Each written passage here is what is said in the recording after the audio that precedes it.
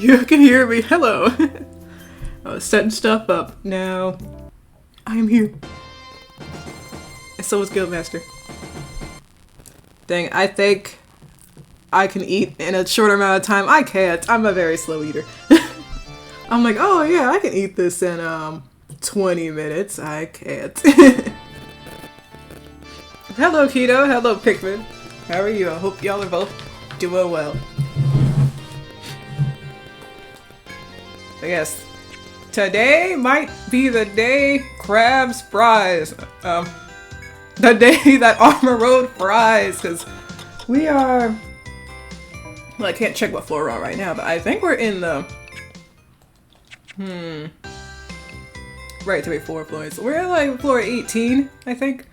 Just started. Wait, 1, 2, 3, 4. Wait, 1, 2, 3, 4. Possibly. What do my items look like?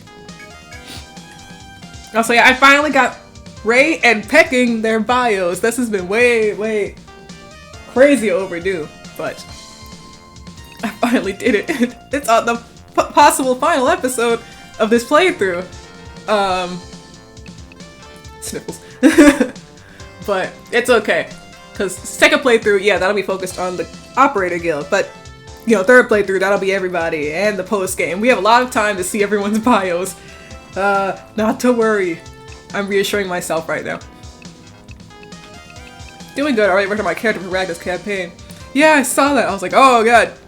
I got to start that tomorrow. It seems like a lot of research to do. Though maybe not, because it seems like some of y'all already gotten ideas. It's like, okay, maybe not that much. I'm intimidated by the book size.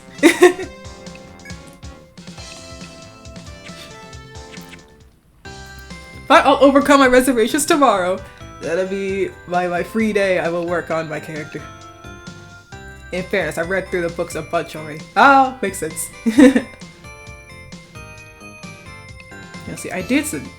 Yo, what? Your reservations? Yeah, I'll do what? Let's see if I remember the key by memory. I'll do something about them. Let me move this over a little bit more. There we go. I did a lot of sailing off screen. So we're up in the north. I unlocked some places. We need zombie moments for overcome moments sometime in the future. Yeah, I definitely like during my I'm gonna finish this playthrough. You know, this first playthrough. And then during my break, I gotta like draw some new expressions, maybe new pose. I want to try a new pose on Yeej, and I was never like fully happy with this pose. But yeah, I also want to do a little bit of the, you know, I'm a Twitch partner that I've got certain things I can do, like emotes. So I want to put some stuff like that together. Once I finish this Armor Road, or the Deep City route. Yes, we've unlocked some oh shit quests. Oh yeah, we're on picnic mode. I was grinding up everybody because I was like, oh, what the hell, sure. But yeah, let's see, we got this dragon quest. Let's see. Seal the Dragon, Blood the Dragon, and Trial the Dragon. Tower Victory, the Buddha Stone Bowl, Brains and Bond, View from the Top. And we got Trace It Ia. For a Mutated Girl, Stargazers 2, Slow and Steady. So there's a lot to do. Let's see if we can do any of them. I don't know what level I need to be. We also haven't done much of the Dark Forest, but that's okay. I'm good for now. I just want to look at some of the other ones. Let me take a drink.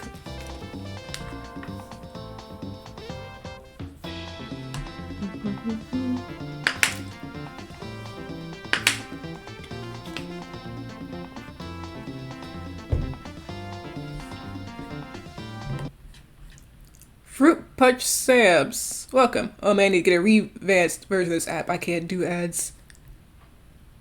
Yeah, let's see. The way that I have ads set up for this account, is like you get one every hour. That's 30 seconds long. Which yeah, that may be a lot. I've seen streamers do things where it's like, oh, you get an ad when you first walk in, no matter when. I don't remember if you still get ads from there. I think you do. But yeah, I was like, huh. I was experimenting a lot with the ads when I was first becoming a Twitch partner, I was like, what do people like? What are they not like? People don't like 3-minute ads. It's good for me when I can like take a break for 3 minutes, but people would definitely prefer have the game running while I'm gone for 3 minutes than 3 minutes of ads. I'm like, yeah, you are right, everyone. This is the battalion of the Knights of Damavand. In recent years, you see, the dragon seal is weakened. The ocean city is renowned for its brave adventurers, which is why I asked to favor you. Hey, also, welcome, Fruit Fudge Sam's. How are you doing? Oh, you're doing well. Please team up with our skilled Zodiac and reseal the dragon. You got it, boss. Torita, a mysterious astrologer sent from the Damavand. He uses 3 elements. So this is the dragon with 3 heads, right? Yeah, the dialogue might have said that. I just read it and then I'm not thinking while I'm reading. Level 52, so we are on a good level for this. But how do I want to do this fight? Our AoE options are... I'm not saying anything against you. I have like 5 ad blockers and I haven't seen an ad in months. Dang, you were on top of it. That's good. Oh. Let's see. Pepper or Ray? Ray has binary skills. But like Torita is a Zodiac, so let's try a non-Zodiac 14 member. I'm trying to remember this fight. I don't really remember it, but I think nullifying elemental damage could be good. Well, no, well, that's also like I was gonna do Hellfire, but it's like it's got the 3 heads, so it's like yeah, 1 head is weak to Hellfire, the other 2 aren't. We just need good AoE, right?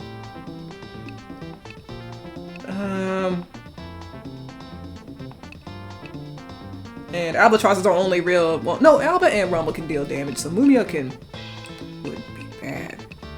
But yeah, let's just try Aegis Defense. No, Aegis Barrier on you 3, and then Second Wind for the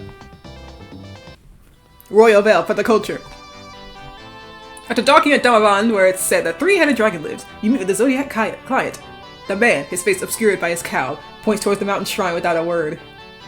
As you step into the shrine, an unpleasantly warm and severely miasmic wind makes you stagger. Ooh! But the robe man ignores your reaction and proceeds on ahead by himself. Hey, we're dying over here! Help!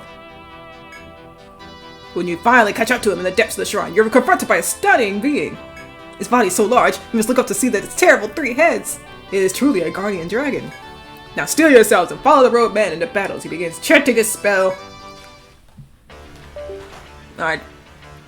Ruin Color, Frosthead, Flamehead, Thunderhead. Okay. What do I want to do for this type of fight? 'Cause I don't know what it does at all. Okay, let's start with the charge. Yeah, we got the barrages, but they're elemental. But we do have snipe. We also have snipe. And sharpshooter. They're not high level, but they are real things we can do. Let's try. Well, what's the problem? The mole isn't like... I mean, the owl is not the best for this type of fight. We got one of them. Oh, okay, you're really good at this. Dang, he's got a nice at this. We're taking like no damage, that's good.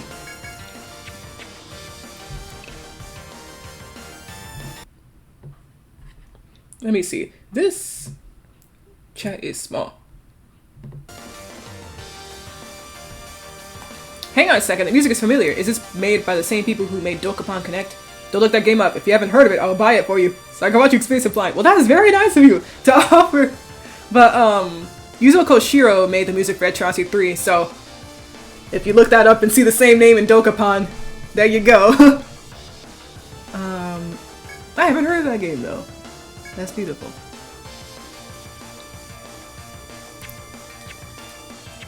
So how was the health? Yeah, okay, we did get on Thunderhead. Flamehead, we got problems. Alba, lock in. We need you to actually... Oh, this is the problem. Alba isn't really great on single targets. Unless we get a bind. You could snipe, but you could really front more.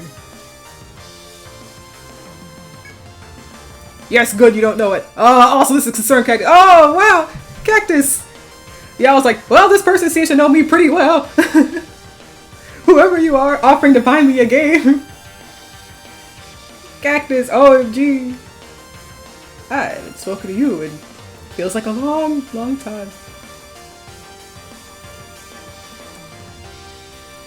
Yeah, I have not heard of Dokapon. Like, is it like Dokapon Kingdom, like the board games? I played Dokapon Kingdom, but I haven't played Dokapon Connect. Let's see. Pepper. Oh no, we gotta get rid of these heads. No more heads. I've seen enough. Alright, good job. Oh, Rumble did double action. That's beautiful. Holy schmoly, it's dead. Hi, welcome. Welcome in, Brandon. It's good to see you. Wow, many people here today. Let's see. Yeah, all the heads are back. The attack order is down. Alba did really good damage, actually. He did really good damage. It's just... yeah, we don't have any more ailments again.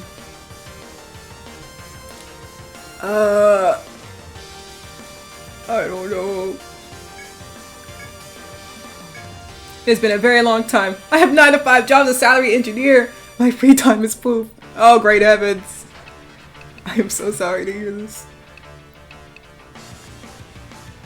Real and true. Anytime I see another one of my friends who are like, oh god, I got this job now, I got no free time. I feel like that one, like, I'm the unemployed friend in your Discord server, by the way. That's me. I'm that unemployed guy who's like, hey, is anyone free at 37 o'clock? Except not really, because I go to sleep early. Is anyone free at 2 o'clock? I'll be asleep by 10. Oh, Pepper. We're really in it now. 37 o'clock. That means I can afford to buy you games. I must support the arts somehow. That's beautiful. Thank you.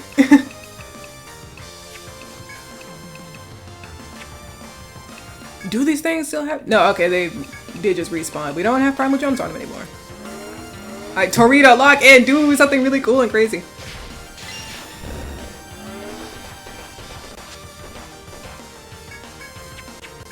I think we could try Regal Radiance. Let's do Freeze Arms, because that's the one that's gone.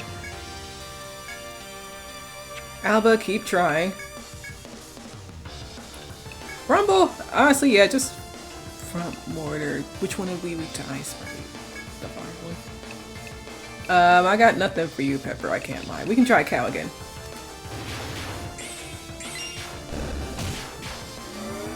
Oh, was that double action again?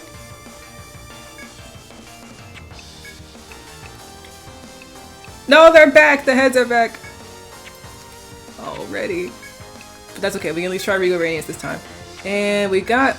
well, the berries haven't really been doing anything. They haven't been doing like any damage. So... yeah, we're lacking in the AoE department. But... we can try Volt Barrage and get rid of those two. And yeah, Pepper not doing any damage is really not helping. Yeah, it's like the newest Dokapon Kingdom, I think. Yeah, Dokapon Kingdom Connect. Ooh. Oh, it's 70% off on Steam right now! Give me your Steam, I will gift it. You got it, boss. Opening my Steam. I mean, it's already open. Let me just open up the big version. Yeah, my username is chromaji. Same as my Twitch username. And my icon's a little guy with like purple white hair and blue eyes. That's him. That's Guy from my games. I haven't played the game that art is from, but I've played the game that character is from. I need to play that game one day, like either as YouTube Let's Play or on a stream. I haven't played like a regular RPG on stream. That's him, Guy from games. Oh sweet, we got all the heads. We did it. Oh, the 1K Regal Radiance. Thank you, Regal Radiance. Oh, AoE is good AoE, so says me. You were right, Brandon. We AoE'd it and it blew up. Oh, thank goodness, that makes it easier, unlike me who uses 50 million different names across accounts. Oh, I do too, definitely. I just was lucky enough to line up, well, usually my Steam username used to be Mimoroni, like one of my old usernames. And then I think I changed it to Sharuzi at one point, probably. But now it's Chromaji, so same as my Twitch username. But yeah, my usual usernames across places are like Chromaji, or like Chromaji with some extension, like Chromaji Style or Chromaji Dev, or Sharuzi. I try to always keep Sharuzi and Chromaji around. Because some sites, I've got a completely different username, like, Pixiv, it's Basil Bells. That was like one name I was thinking about using a long time ago, like the 2016 or something. I was like, this could be my cool new username. I didn't really go far, but it has stayed on Pixiv. And then there's Vindelis, that's my AO3 username. The way I still recognize those names is you. There's something about them. There's the Devon energy to them. Thanks to the powerful magics of the Robe Man, the Robe Man, you somehow managed to cowl the dragon to its knees. And then what? The regenerating beast is probably impossible to destroy, but that was never the goal of the mission. No, I'll get back to what happened with the knees and all that. I have to research, much to think about. When the man sees the dragon is slowed, he uses the power of the stars to seal it once again. The dreadful three-headed beast disappears into the depths of the mountain shrine before your eyes. After watching it fade, the royal man leaves you to gape in awe without so much as a word. In any case, you accomplished the request. You turn your ship, it's set. Let's stay out of my controller. Ah, you're back, and from the looks of it, you've dealt with the guardian dragon of Damavad. Because of you, the dragon has been sealed, and the city could supposedly use its power to make progress. I don't know! Something rubs you the wrong way about using power drained artificially from a dragon. The way you frame one way, much to think about. Nearly made me spit my water out. It's a very thought-provoking, thought exercise. For Pixie, I just wrote cactus in Japanese. Oh, that's beautiful. I guess there's no mistaking just how special that dragon is. It's how the city has thrived thus far. In any case, you've accomplished the request. This is your reward. It was sent from Damavon as a token of their gratitude. Ah, right. Acrophia. Acrophia? What type of item is it?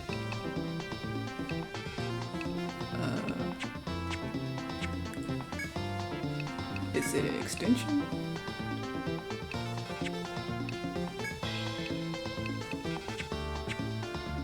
Oh wait, the limit skills! That's what the limit skills, I forgot. It's been so long since I've done a sea quest. But what does Acrophia actually... Oh, Sun Grazer probably. Do non-elemental damage to one enemy at the start of the turn. Well, that's good, but let's see. Okay, so I think... Yeah, I gotta do that quest one more time for the special item. I'm gonna bring... Wait, I forgot, I don't have to go here. I'm gonna bring Ray instead of Pepper, because the enemy dealt, like, no damage. Oh god, I forgot I'm on Picnic! That's why he dealt no damage! Oh, great heavens. Well, that fight took a long time, even on Picnic, so that's scary. Okay. Back to expert mode.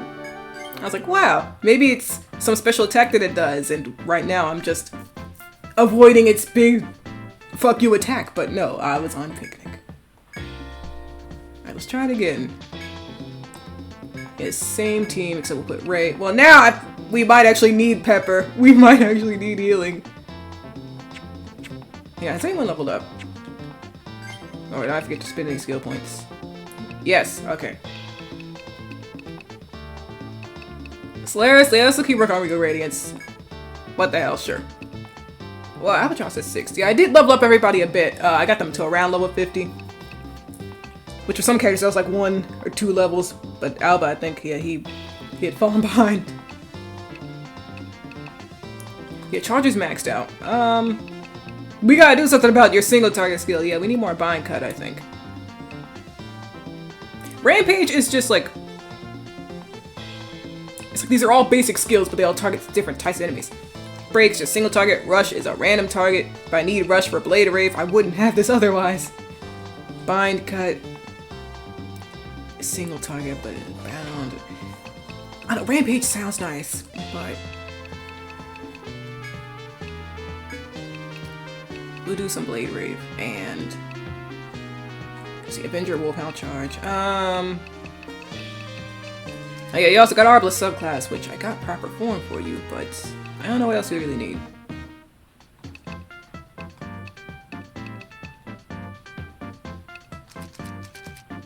You got TP up. We aren't binding anything in this fight, so I don't need it like that. Raises physical attack power. Oh, honestly, yeah, just get 2 in that, I guess. And 1 more Berserker Vow. Alright, Ray's got 4. Good. We can actually level up some binaries and start heading towards a prophecy? The prophecies. Yeah, let's get level 2 in each binary. And... okay, and then we'll get back to that later. Rumble! Yeah, let's level up Bullet Mastery to max. And...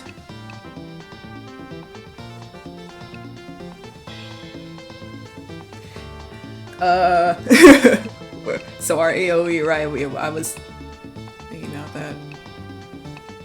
Yeah, let's get both these up to level 5.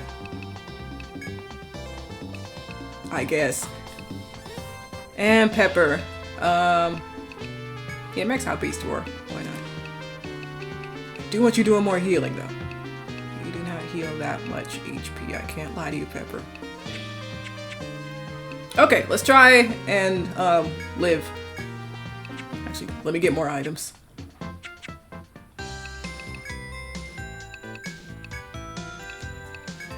Yeah, give me that. And a missed item maybe could be nice, like diffuse fire attacks on both the party enemies. Yeah, 1 or 2 of those maybe.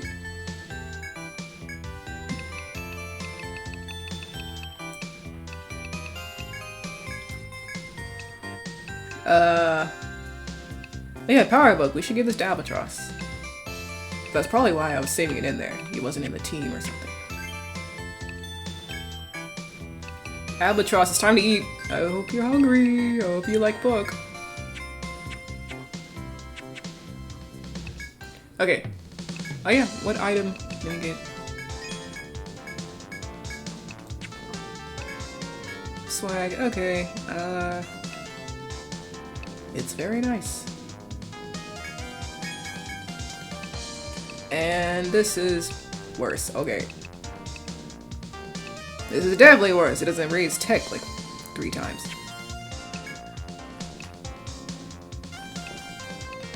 Our equipment should be fine. Until I go into the battle and explode and I'm like, oh, what happened? Our equipment.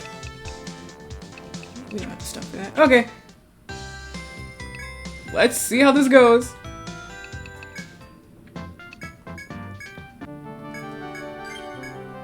We are probably not at a good level to do the other 2 sea quests that I unlocked, so we'll just have to... I don't know, part of me is thinking about Rumble in the front line, but no, front mortar still single target. We're not doing much with that. But yeah, let's try Pepper and Ray this time. Now we might actually need Aegis Barrier, now that we're actually doing Elemental. Oh, dang, well, we don't have Hellfire, but that's okay. Let's put Indomitable on Pepper, so she can like revive someone if we blow up. There you go. Okay.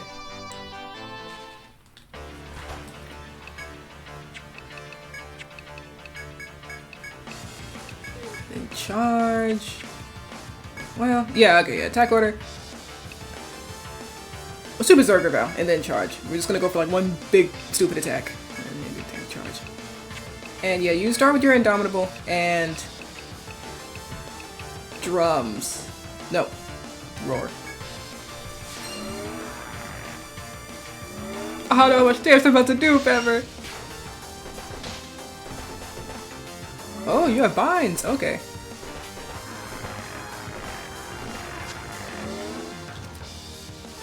Leg bind. Okay, let's... Well, I was planning on getting ready for Regal Radiance. I don't think we have any... No, I do Binary Thunder. No, binary fire, I think. Okay. We need a beast out here. We need a thing. Ray. Please live! No!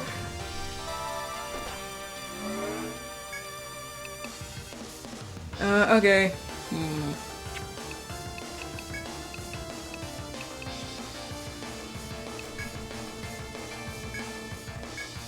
Yeah, do a blade rave. I hope we do good damage.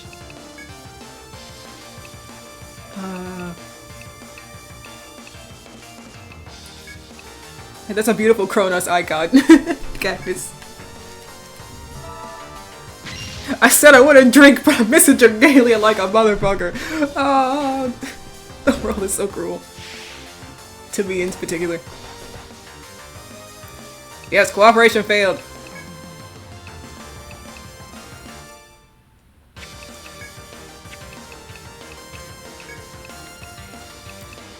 Yeah, let's revive Ray with Solaris. The Blade Rave did do pretty good. We'll just do that again. And then we need to heal with Pepper. Oh, but you already brought it back. Ugh. Maybe we aren't built for this gang.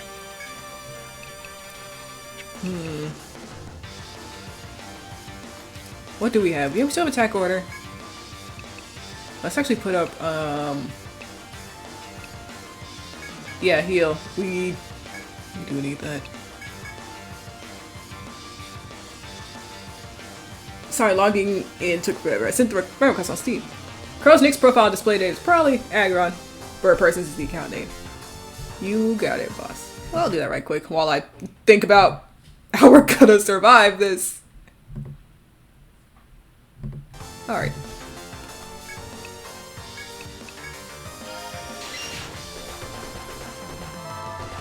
Yeah, Ray, we have...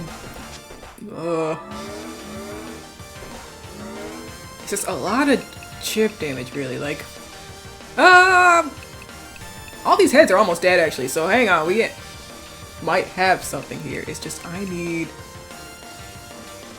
an AoE attack. We don't have that right now. Same problem, we still don't have that. Ray is dead. And... you've got random AoE. That's not enough.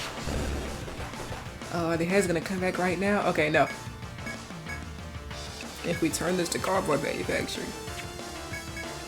No! Okay, it does it at the start of the turn! That's evil! I just want to flee, but, we can't run from battles like this. So, you know what? How long is it gonna take to kill us? Okay, not too long. Okay. Yeah, whatever, man. I'm going back to the dungeon!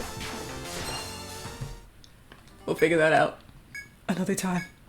But let's see what level do I actually need to do for the other seed quest. Probably something bad, like 65 or something. I've come on account of new orders from my master. I have heard the bowl of a noble monk living in the Tower of Victories in the stone bowl of Buddha. I shall not return until I find this monk. For the sake of my master, I shall accept your help. Yeah, 59. It's over.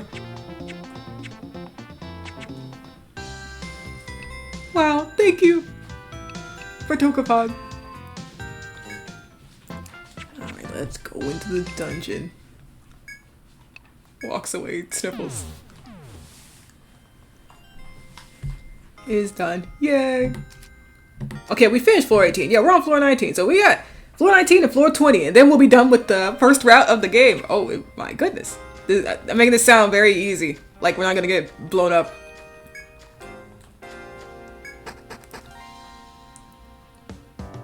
But really, wow, we are closer than I thought. Let me do, I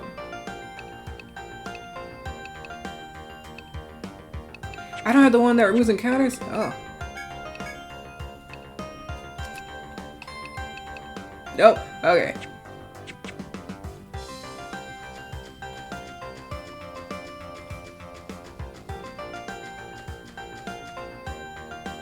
Where's the door? Oh.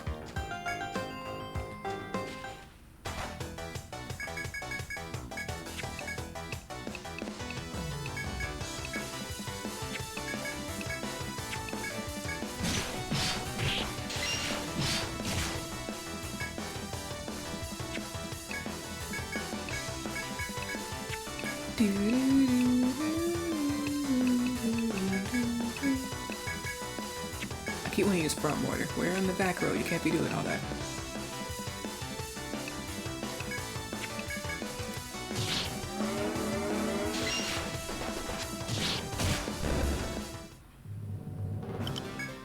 Okay.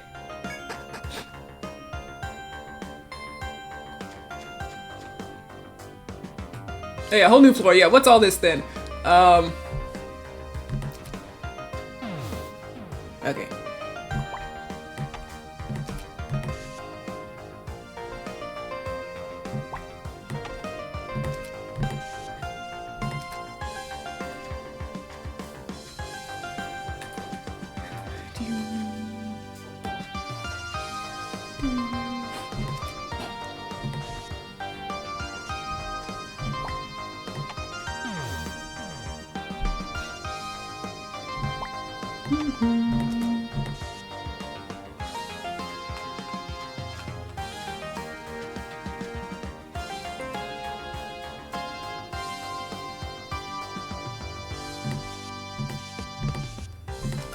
Okay, I'll go down the non-teleporting path.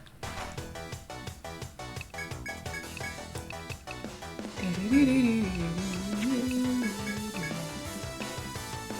know this one's weak too. Yeah, okay. Oh yeah, I should put Hellfire back on now that we're not in that sea quest.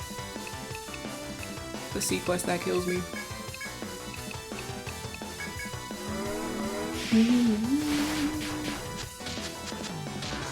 Oh, Alba, we're in it now. Oh, never mind, it's not too much damage, as I thought.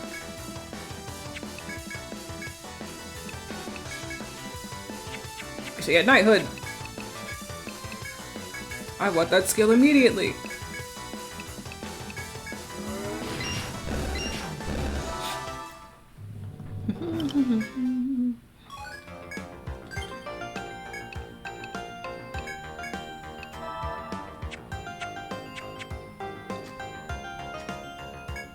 Oh, okay.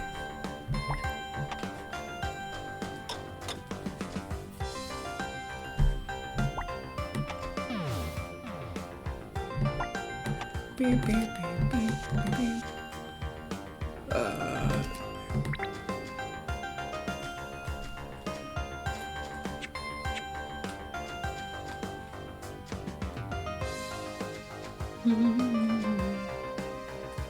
That's probably the fox, I think. I think it's the fox. Okay. Medora 2.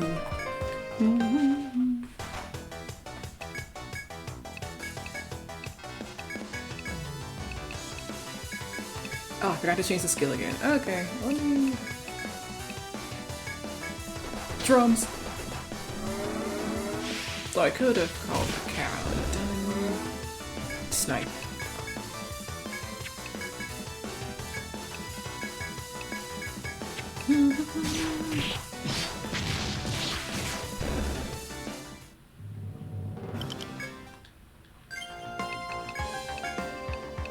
Okay, Ray, or we could, well, no, that's just one enemy, never mind.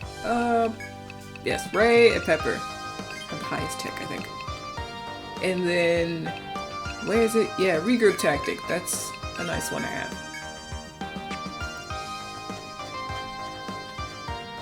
Is there any way past you? No, okay. Goodbye.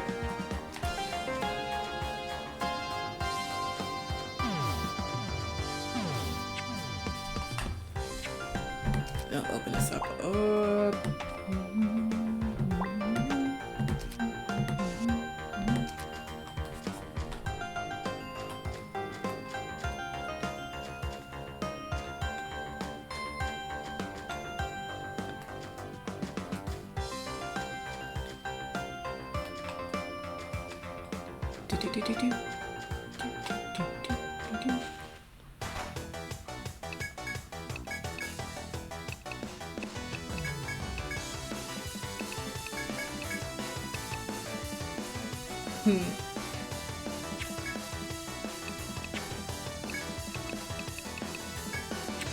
Yeah, okay, Snipe and Cow.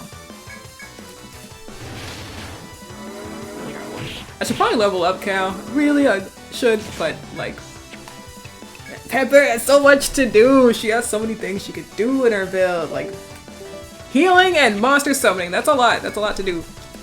Those are skill point intensive.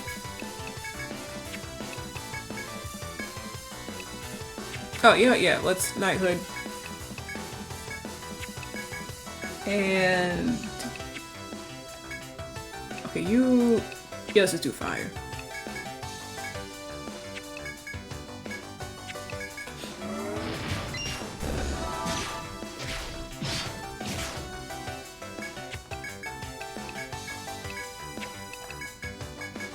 Yeah, dismiss the cow.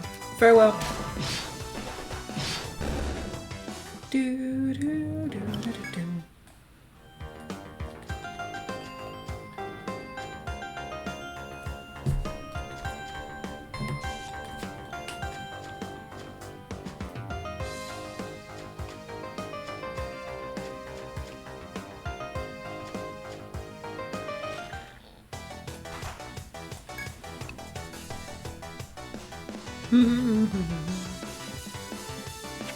Okay, swag.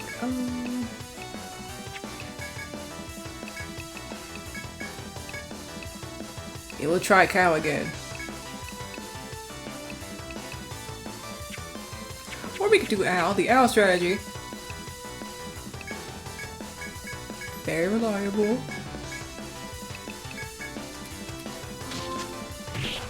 Oh. Dang, you don't even resist sleep, that's just unfortunate. But that's okay. Knighthood! Knighthood, save me! You are... Okay, now both weak to fire.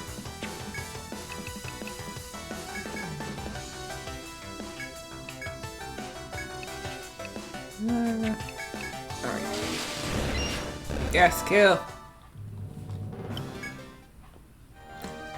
Okay. Yeah, just down here. Okay, what does this lead to? Oh. Formaldehyde!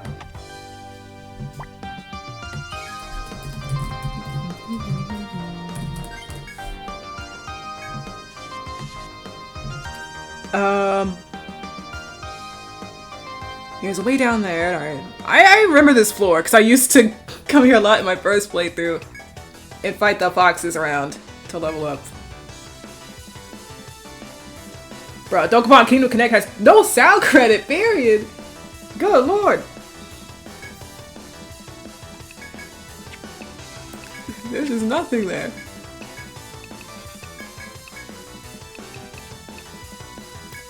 I'm gonna do fire, yeah. Oh, we're both weak to it.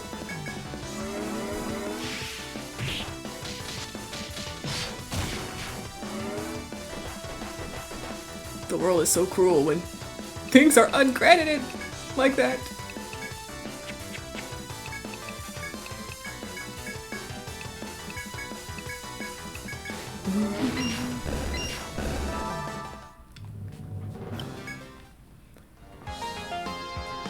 Okay. Unfortunately, I don't know the way to the end of the floor or anything. I just know this corner where this fox would be. I would always come here for some reason. Oh, camp! Yeah, write that down.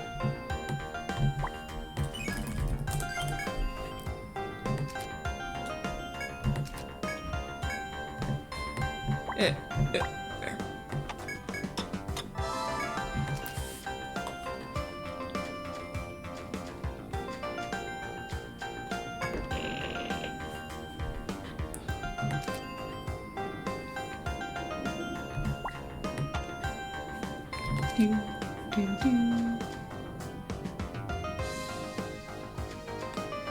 He's a Koshiro to the Music Retrospective series. He is well known for making JRPG soundtracks.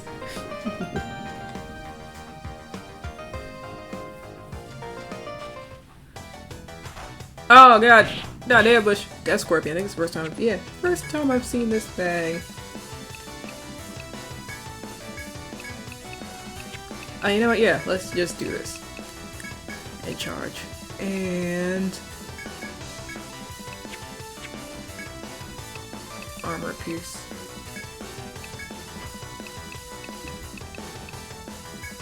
He made the original OSTs for East 1 and 2 also. Oh yeah. See, trying to remember other stuff he's done. Well, he's done 7th Dragon music, the 7th Dragon series.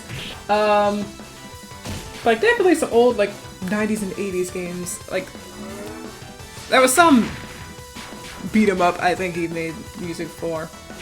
I don't remember which one. Why they all hit that one?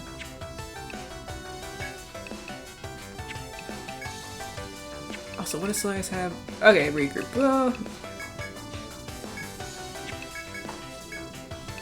Oh, we are bound. Streets of Rage. Yeah, yeah. I was like, there was a beat 'em up that is well known. Not by me, but it's definitely well known. Yeah, Streets of Rage. Best track for Dokapon Kingdom, the original, was Shigeki Hayashi as the composer, but the Connect credits literally have no sound credits, not even for sound effects. They said, you know, nobody made anything.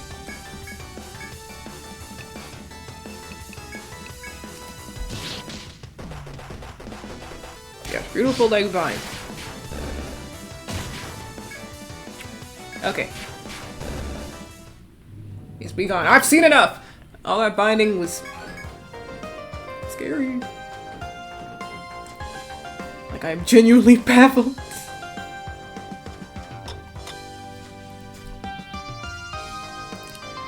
Let's look at this.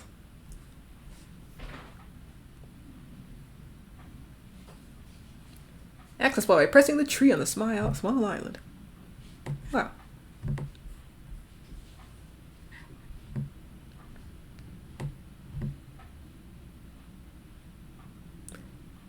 (2D design, 3D design, 2D design. Tool debug. Idea Factory.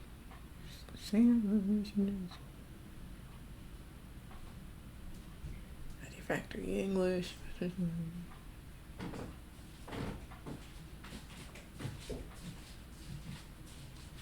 Published by. Dang, yeah, they really got nothing for sound. Also, oh, another vacation. Let's see.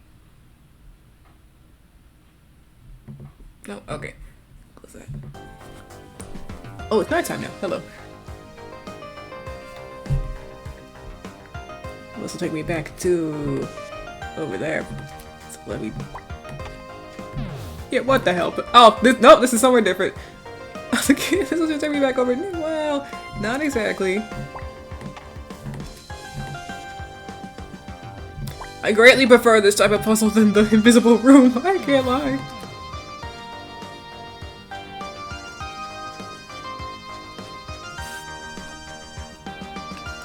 I don't know, it's invisible room. I like when I'm doing it on the actual DS or 3DS. Doing it on a laptop, not as fun. Like they really tried their darndest to have the mapping work, you know, on PC and all. And it's like, you know, like great efforts. It's like I'm not sure how else they could improve on stuff because I've never had to think about this when making a game. How touchscreen functionality should work.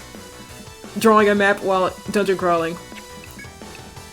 But it makes me wonder if, like, dang, will Atrocity X stage ever actually happen? I don't know. Because it's not even just like a, oh, you know, no update in like this many years on Etrian. It's over, they're dead. It's no, Atlas likes to work on one game at a time. So it might be 10 years before they're like, hey, remember that dungeon crawler we have, right? Yes, we are aware of it.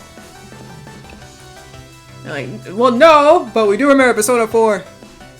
What was it called? They released like one trailer for that game, the Persona 4 remake, and then nothing. But from what I understand, it's because it got leaked. So like, oh great heavens, unleash something, release something. And then the trailer came out and then nothing since. Yes. Knighthood. What does this guy we do? Nothing!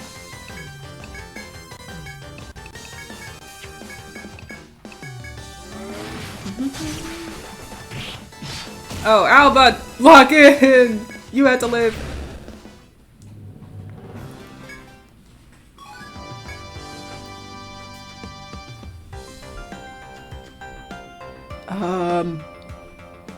Where does that even take me? I feel like it's gonna take me up here, actually. It'll just loop me around. Oh yeah, it even shows... Nope, that's actually... Oh, it might actually just take me one tile down. Or is it just... Yeah, this will be a spot I go from up. That makes more sense. I don't think I see anything crazy here. Yeah, sure. Wherever I am.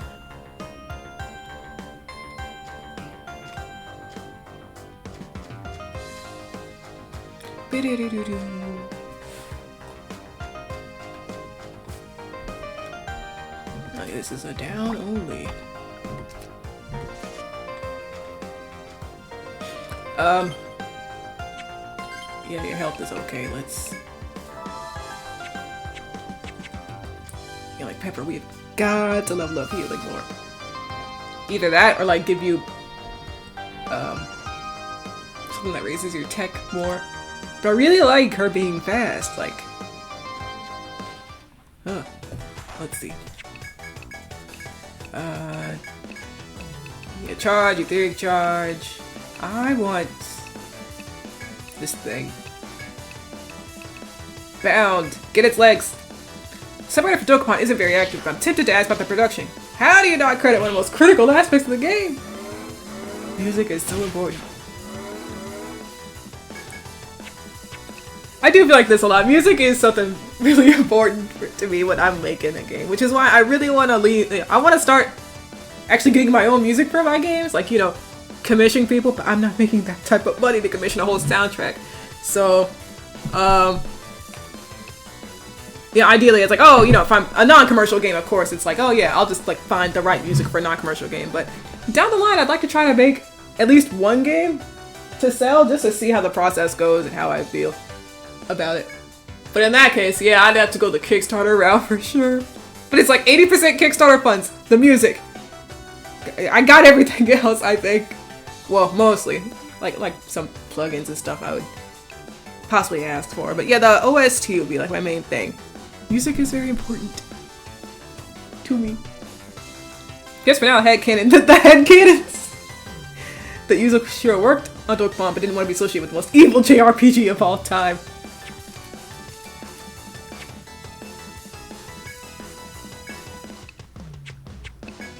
I don't know.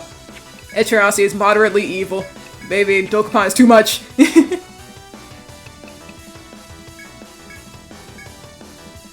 EO really starts getting evil in post-game. That's really... Like, the main game for EO, it's like, okay, it's hard, but, you know... it usually feels like, okay, maybe I can just level up some more, or find some more special equipment. Because Etrian, like, has that type of learning curve where it's like, hey, I feel like I, you know, set up my skill tree wrong. Maybe I need to rest a character and try again. It's like trial and error. But once you, like, get the idea, it's like, okay, you got the groove. We know what we need to do. We had to find materials, sell them, get equipment unlocked, you know. Do all that. Like, skill tree wise, I don't even have advice for skill trees because, like, I always feel like I'm doing a skill tree wrong where I'm like, oh. I'm like, like Pepper right now, she does so much. That's the problem. It's like, I want her to have all these skills, but like, oh my goodness. It's like she always needs like 5 more skill points. Visual novels are a great way to get a feel for how game production works. Oh, you'll see, EO is so cute and kind compared to this. Yeah, I do want to try making a visual novel one day. Like, I don't know to what extent. It's like, dang, I've never really done visual novels. And it's like, I'm such a RPG stat progression, like progression focused guy, where I'm like, I want to see my characters do spin attacks and slashes and and I don't know, go to this town and buy equipment and figure out our skill tree. How are we gonna do this and that? But I do know in my like heart, I do want to make a visual novel one day. I just feel like I gotta research more visual novels, you know. I don't want to be the type of person who's like, oh yeah, I don't play visual novels, but I can, you know, make one without even knowing what's going on. It's like, alright, I would like to do my proper research by playing some visual novels. Like, I've played some, Not many. I say the most popular one I've played is Our Life. There's multiple subtitles for the game. I think beginning and well, it's on my Steam. Let me check.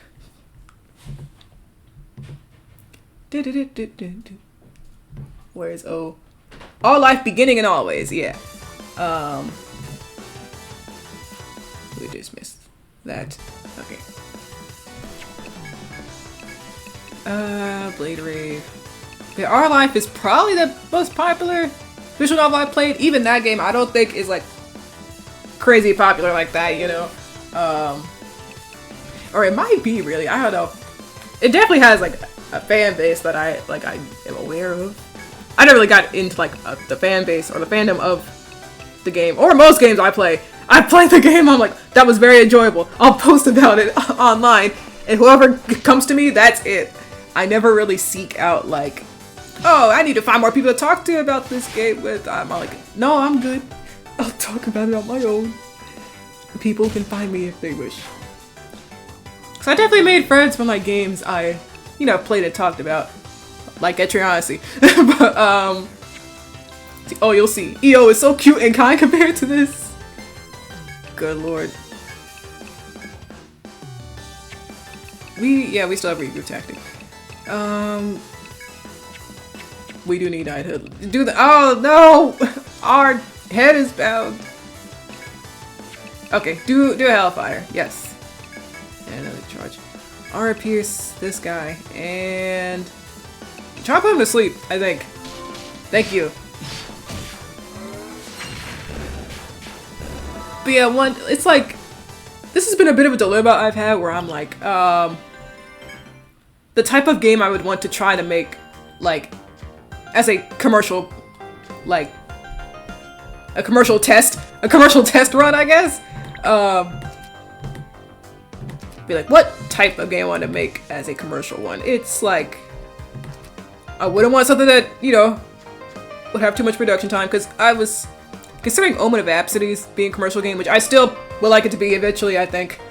But an SRPG may not be like the best first dip into a commercial game with like, because you know, when it's a commercial game, and especially if you have a Kickstarter, you've got like a schedule to follow. You do not want to, you know, leave your audience in the dark. Leave the people who have crowdfunded your game in the dark. You want to have those updates. You want to be motivated and disciplined the whole time. And I have not reached that point in game development. So I'm not ready to make a commercial game. I know that. I'm like, guys, it's more like motivation and some discipline for me. It's not enough discipline for me to be like, yes, I will work on this one game for years and years, however long it takes, and no other thing. Maybe I'll take a break once in a while, but no other main project. No, that's not how I am yet. I've gotta build up to that. So I'm like, okay, yeah, definitely couldn't do like a full SRPG or like a globe-trotting RPG, you know, like I guess Tales of style, like my first commercial game. That feels like too big of a scope. Dungeon Crawler, however. I may or may not be a fan of dungeon crawlers, as we may or may not know. And of course, I've always wanted to make a dungeon crawler. Like, I've definitely, like, this is from the heart, you know what I mean? It's not like, oh, I need to make a commercial game just for my experiments or just to see how the process goes. It's like, no, I really do want to make a dungeon crawler. That's a beautiful genre I want to make. And that, like, out of the types of games I played, that one definitely feels like the best to try a commercial game with. Because dungeon crawlers, definitely areas where it's like, okay, I don't need to do, like, this much, you know, what am I trying to say, like, the production cost? I don't know. Less work, I guess. It's like, you know, it's a front view, first person dungeon crawler that doesn't take, it's not graphic intensive, it doesn't take as many resources as like a full globe trotting RPG would that's like in third person top down. It's like, that would be a good place to start, but then I also gotta draw at least 20 different characters. Oh my goodness. And then I run away. Like, you know, like all these characters, these 5 party members, like I gotta draw like 20 of them, where it's like a certain number for each class, and then the NPCs that you go to the shops with. And then the monsters too. I don't know for sure. The monsters probably not something I would draw on my own. I mean, there's definitely packs out there. I'd be like, yeah, let me just buy a monster pack, or I already have a monster pack for free, or something like that. And then have some of my own monster designs in there where I'm like, hey, I want a specific ass monster. Ooh, I got those items. But yes, in my head, I'm like, okay, Dungeon Crawler definitely would be my first swing for a commercial game. And I don't know if I'd make a commercial game after that. Because it's like, I don't want to turn every hobby into a business, you know what I mean? So I'm like, because yeah, I started my business a few years ago, and this is the first year I've made enough where I have to pay taxes. That was... Filing it wasn't as bad, it's just, in the end, I see how much money I have to pay, I'm like, okay, well, what the hell? Like, definitely a low amount, like, compared to, you know, I want, like, a regular part-time or full-time job or something, but I'm like, I feel like I'm making pennies, and then I get, like, 1/5 of my pennies taken from me. My pennies! I don't know when you'll be streaming Dokapon Connect, but when you do play it, set all the CPUs to sneaky, and have one of them female, have an arrogant face. Very specific things. If you do a Dungeon Crawler, start with the RPG Maker engine. You could try one of those game jam events, get feedback, have pressure for delivering perfect product. Oh yeah, I've been making games. I've been making, like, completed games and unfinished games, you know, they're varying qualities. I have started, putting together a Dungeon Crawler, like, just for testing purposes in RPG Maker. It's been looking nice. I haven't worked on it in a little while, but yeah, I've been figuring out how to make a Dungeon Crawler, how I'd want to make one in RPG Maker. Right now, I'm working on a whole different project in RPG Maker, but yeah, that's my engine, man. That is my beautiful engine, RPG Maker. I love it. I don't care what anyone says about it.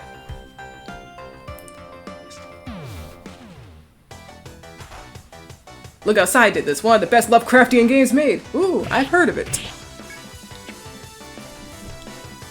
Because I've been an RPG Maker fan for like over a decade. I think when I was like 12 is when I first started getting into RPG Maker. Like maybe 11 or 12 when I first started like playing RPG Maker games. I was like, wow, you could just make a game like this and with this engine, you know, wow. And then I got the games in various ways, various mysterious ways, as a kid. But then eventually I'm like, you know, actually a publishing game. I published my first RPG Maker game in 2017. You know what? Let me get my itch page, my itch.io page.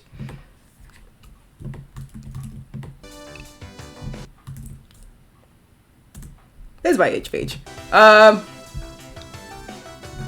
see, Pikmin. Finally free from D&D, and I'm dreading the fact that one of our players accidentally alerted the BBEG of our location. I don't know what BBEG is, but that sounds scary. Oh no, the yellow Pikmin! Oh, I see. I'm stupid, out of the loop. I guess pestering other devs about production would help. Oh, that's okay. Yeah, don't worry. Also, this is a VN, but this guy talks about the biggest dev walls within the time constraints of 30 days. Let me click that and save it for later.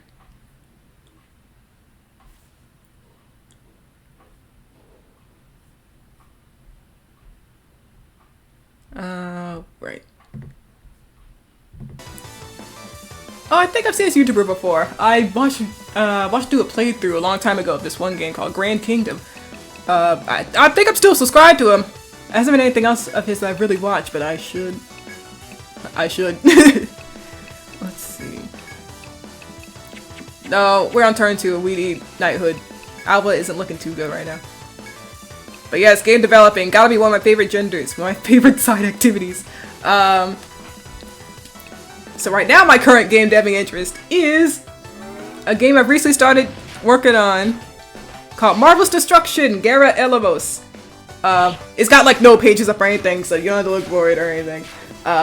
It's got like a tag on Tumblr on my art account and my main account. And I talk about it on Blue Sky sometimes. Mainly it's been like coming up with character ideas. Like I've definitely been writing down like story outline and stuff. I got a big chunk of the story outline done. I'm like, okay, time for me to actually start working on the game. Like in the engine and stuff. Alba. What's all this now? Yeah, we need regroup tactic. Real bad.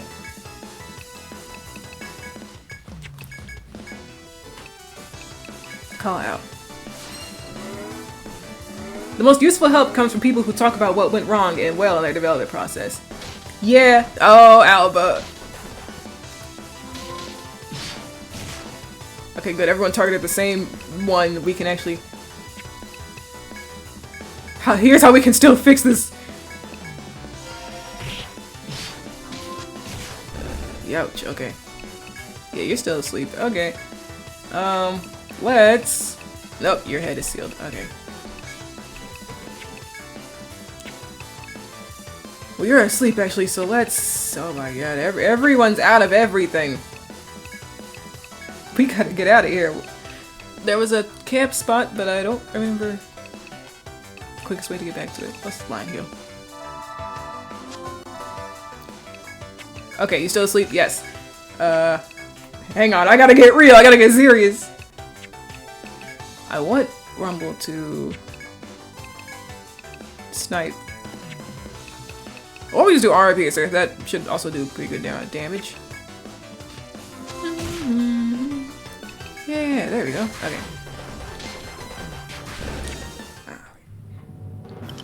Have you heard of Void Stranger? It's also an amazingly low-budget two-person team production. I have not. Let me look that up too.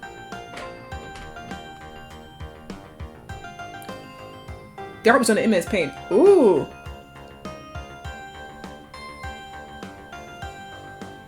Oh, interesting. It's monochrome. I should look at it.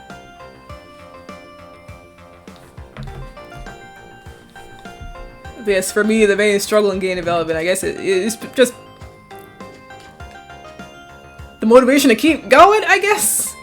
Especially after the game jam period. That's why, like, ideally, I have a scope problem. There's times where I've definitely been able to finish my game jam games within the game jam time frame. Or it's not exactly a scope problem, it's just that I know the game will be more than what the game jam is like. The constraints. Like Call of the Overseer, that game was definitely not just going to be that section of the game that I made for that game jam, you know. I was like, no, I'm definitely going to expand on this. I already know this. That's... The theming of being stuck in a winter wonderland is too beautiful for me to just, like, do a little bit of it, then leave, and then be done with the game. Call of the Overseer is one game I definitely want to come back to one day. Like, that's the one I've been looking forward to the most eventually, coming back to developing. If I look around, I'm like, I don't know if I'm ready. I don't know. Even though Marvel's Destruction's probably gonna have more stuff to do than Call of the Overseer. Don't worry about that. But, like I said, I do have a scope problem. But, that's why I'm very happy with One Final Burial, my most recently completed game. Because that was a game I made for a game jam. And when I was making it, I was like, okay, I'm gonna finish the whole game for the game jam period. I didn't do that. I finished about half of it. But I was like, no, I really, really like the idea of, like, these characters in the story that I've come up with. It's not something that I want to, like, expand into some huge, giant, you know, oh, we're going to be here for years, you know. It's like, no, the gameplay style was very simple. And I was like, no, in my heart, I really want to just finish this. I want to see this completed. But I did want more of my own art in there. So I made new character busts. And I was like, okay, that's good. And I finished the game eventually. I finished making the game like 6 months later or something. The game jam was from March to April, and I finished the game in October. On Halloween, actually. Scope? Oh, okay. Yeah, sometimes I think scope is my problem. It's scope and fear, I think, is the thing. Where I'm like procrastinating because I'm like, oh god, like I was talking about the dungeon crawler. And I was like, oh god, I have to make at least 20 different character portraits or full bodies or whatever. So, like, I was already scaring myself out of making it because I'm like, I have to make so many things. So, it's a combination of, yeah, scope and basically being afraid to make too many things, even though I want my game to have a lot of things. Like, it's a very weird problem. I'm in the crossroad where it's either like, oh, too many things, or so which one's the Winterscape you wanted to expand on? Call of the Overseer.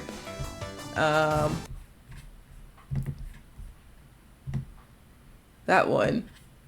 Yeah, Call of the Overseer is the winter one. The games that I finished are Tower of the Starblessed, Seeking Justice, and One Final Burial. And yeah, every game I've published so far has been made for a game jam. Close this, close that. Which is something I've been wanting to break out of, but I guess I haven't yet, because Eva Mall's Destruction is being made because there was a game jam that had this theming to it that I was like, oh, I like this. But that's what that dungeon crawler would be eventually, I'm sure, right? Yes, right? Everyone, right? That commercial dungeon crawler that I want to try. I got very inspired to, like, want to try a commercial dungeon crawler. From this one series of games, well, I've only played the first one. I've only bought the first one. Dungeon Antiqua. There's Dungeon Antiqua 1 and Dungeon Antiqua 2. Dungeon Antiqua 2 came out like a few months ago. I haven't bought it yet, but I will soon. I played the first one. I was like, yeah, that was a nice, short, enjoyable experience. It's more of a post-game focused game from what I see. How long are One Final Burial and Call of the Overseer? I could try to get feedback based on those two. Call of the Overseer is like an hour 30. I want to say it's less, but the characters do talk a lot, so I think it goes up to like an hour 30. One Final Burial is like 6 hours though. One Final Burial is complete 6-hour experience. Call of the Overseer is an incomplete 1 hour 30-ish experience. My shortest game is Tower of the Starblessed. That game is probably like an hour tops. And yeah, my longest game is One Final Burial. Tied with Seeking Justice. They're both complete games that are about 6 hours. I am very happy with Seeking Justice too, because that was my first like globe-trotting RPG that I actually made. Up until then, it's been like pretty linear, like linear, or just stuck in one area type of thing, like Call of the Overseer. But yeah, I'm proud of Seeking Justice. I'm proud of all my games. It's just, you know, Seeking Justice was the type of game where I was like, oh, I don't know if I'll be able to do all this. It's a whole, you know, stat progression and stuff. And yeah, the game probably isn't balanced all that great, but I like it. It's a nice game to look back on. A large boulder stands at the center of the hall. Feeble-looking monsters lean on it. Other, healthier monsters are watching over them protectively, but they don't seem hostile. Do you remember the rumor you heard at the bar about the boulder with the healing properties? If this is that boulder, it makes sense for wounded monsters to gather near it. However, if you crack the boulder in order to bring it back, the power may be lost. If you think the risk is worth it, you can crack the boulder, but you may be attacked. No. Is it worth destroying that healing stone that saves lives just for your own ends? You decide to leave the mysterious boulder as it is, and leave the area. The client doesn't care about his healing power, he's only interested in the rock. I see it. Heal stone. With that in mind, you pick up a random stone from the... Let's just pick up some random stone. What the hell? Sure. Labyrinth stone. To complete the request, go back to the bar and turn in the rock you picked up. Dang, I was hoping I would get healed by standing here. We're looking bad. Not horrible. We're just lacking TP, really.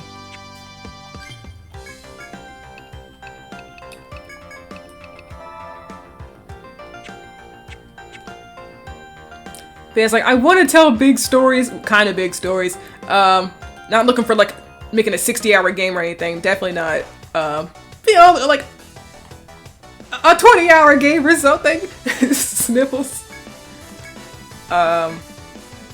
Linear is fine if you do it very well. Also, if you look at massive Kickstarter failures, it's almost always adding too many things the team can't deliver on.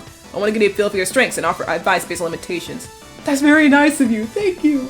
Yeah, I've been looking at Kickstarters lately, just getting an idea of like how they are, because it's like, oh, yeah, I may not be making a commercial project right now, but it's still, you know, never too early to start looking at stuff like this. And, you know, some YouTube videos of like, oh, here's this Kickstarter, here's why it succeeded and failed, you know, based on their thoughts. Which have been very interesting to look at, like, very interesting looking at Kickstarters and seeing what they offer, you know, how much these tiers cost and what they offer, and like what the game itself is about, and like, hey, you know, how much money you're asking for at the end of the day. 'Cause let me think. It's hard to think so much while battling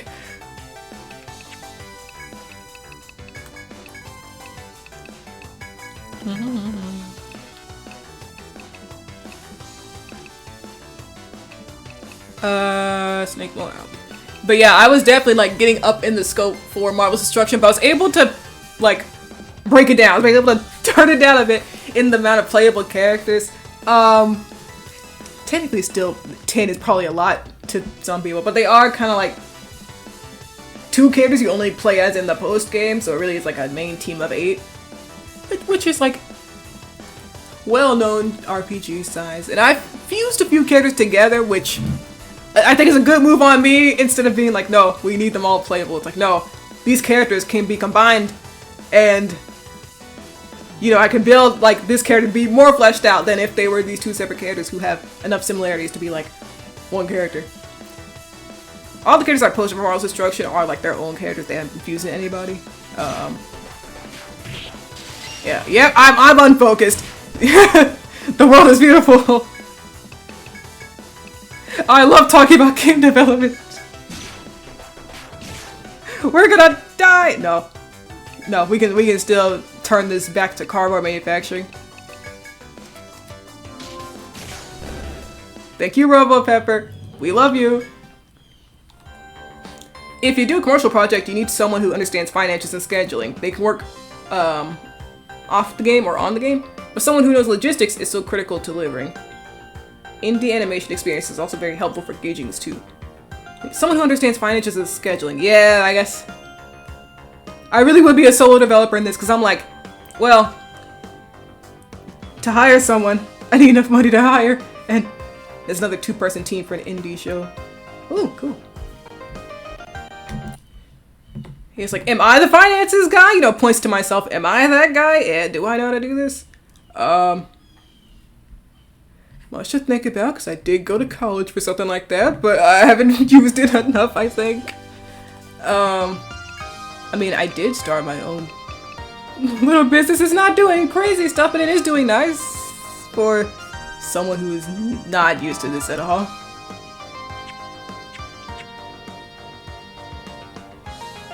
We're gonna die. Where's the, I don't know, is there a shortcut around here? Please? No.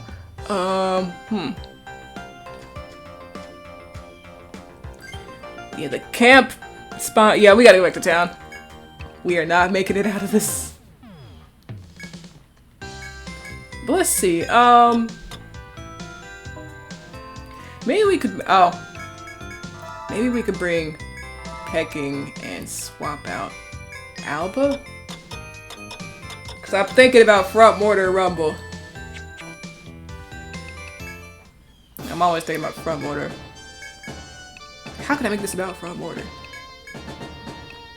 Then Rum, where are you? And then Pepper and Ray.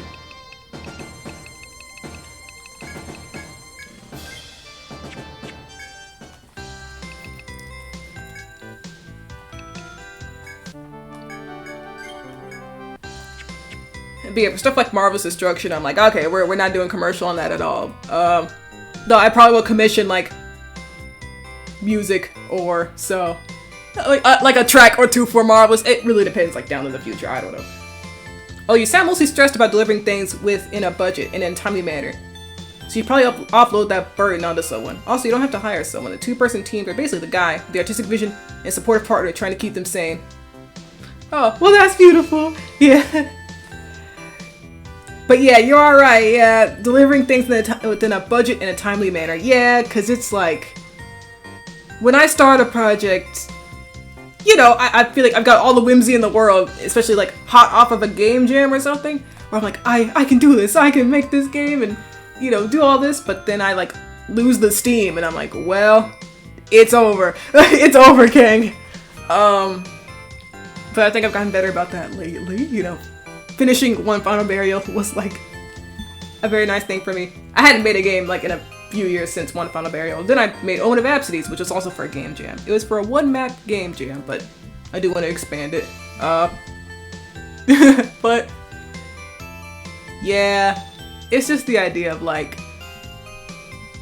as a person, I am not at the point where I'm like, yes, I can reliably like discipline myself into working on this and feel happy. It's like, you know, that's one reason why my games are all like non-commercial. I'm not planning on making a commercial so far because it's like I want them to be fun for me, where it's like I'm working on it because I'm having fun.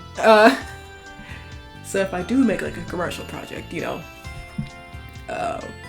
like this hypothetical dungeon crawler, it's like, yeah, that definitely would be the easiest, I feel, for me to handle.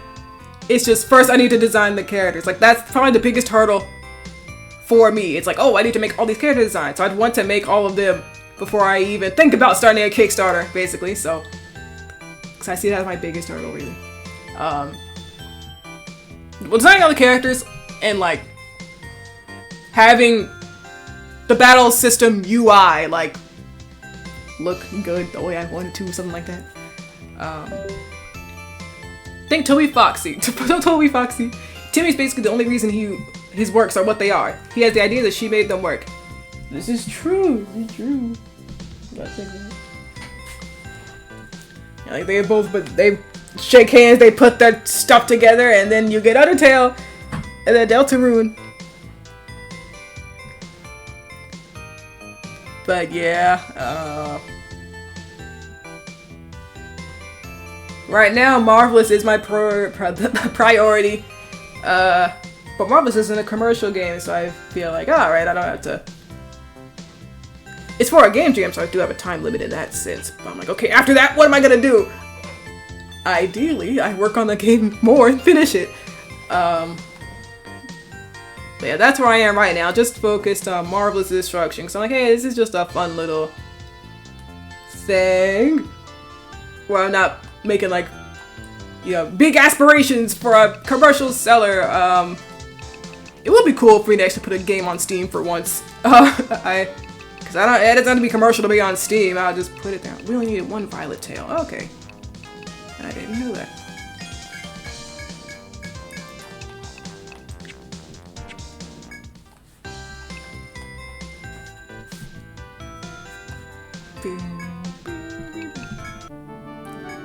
But yeah, like the main thing I'm scared of is like asking for money for a commercial game in the form of like a Kickstarter and then not actually making the game. Like I would delete my account. It's like I do not want to be one of those Kickstarters who like basically scams people where it's like, oh, I've lost my motivation. It's like that's still the same idea of like people gave you money for something you didn't end up making. So yeah, if I'm making a Kickstarter project, I really want to be like so sure that I can complete it and stay motivated the whole time. So that's where I'm like, I'm not ready for that yet.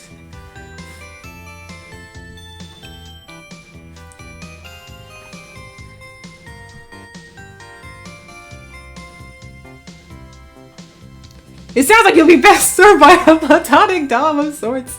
Someone that just tippers your worst fears and impulses. I like the way you think. I've never heard it called platonic dom before though. You are right though. My impulses do go crazy, actually, they do. Let's see. Let me turn in my quests. My rock quest.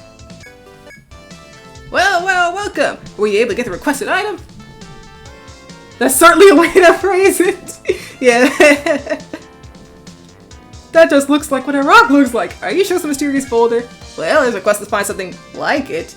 You sure this was part of it? Well, alright, I bet the client will be satisfied with this anyway. Okay, one mystery rock. Here's your reward for it.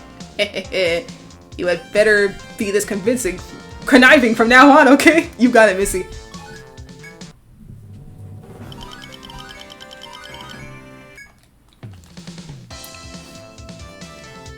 But yeah, it's definitely like the impulse to like do more with my games, or the impulse to even start a game in the first place. Like it takes very little for me to come up with the game idea.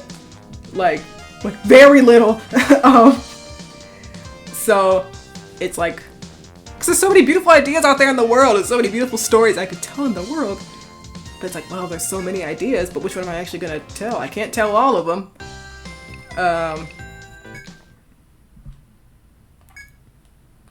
But yeah.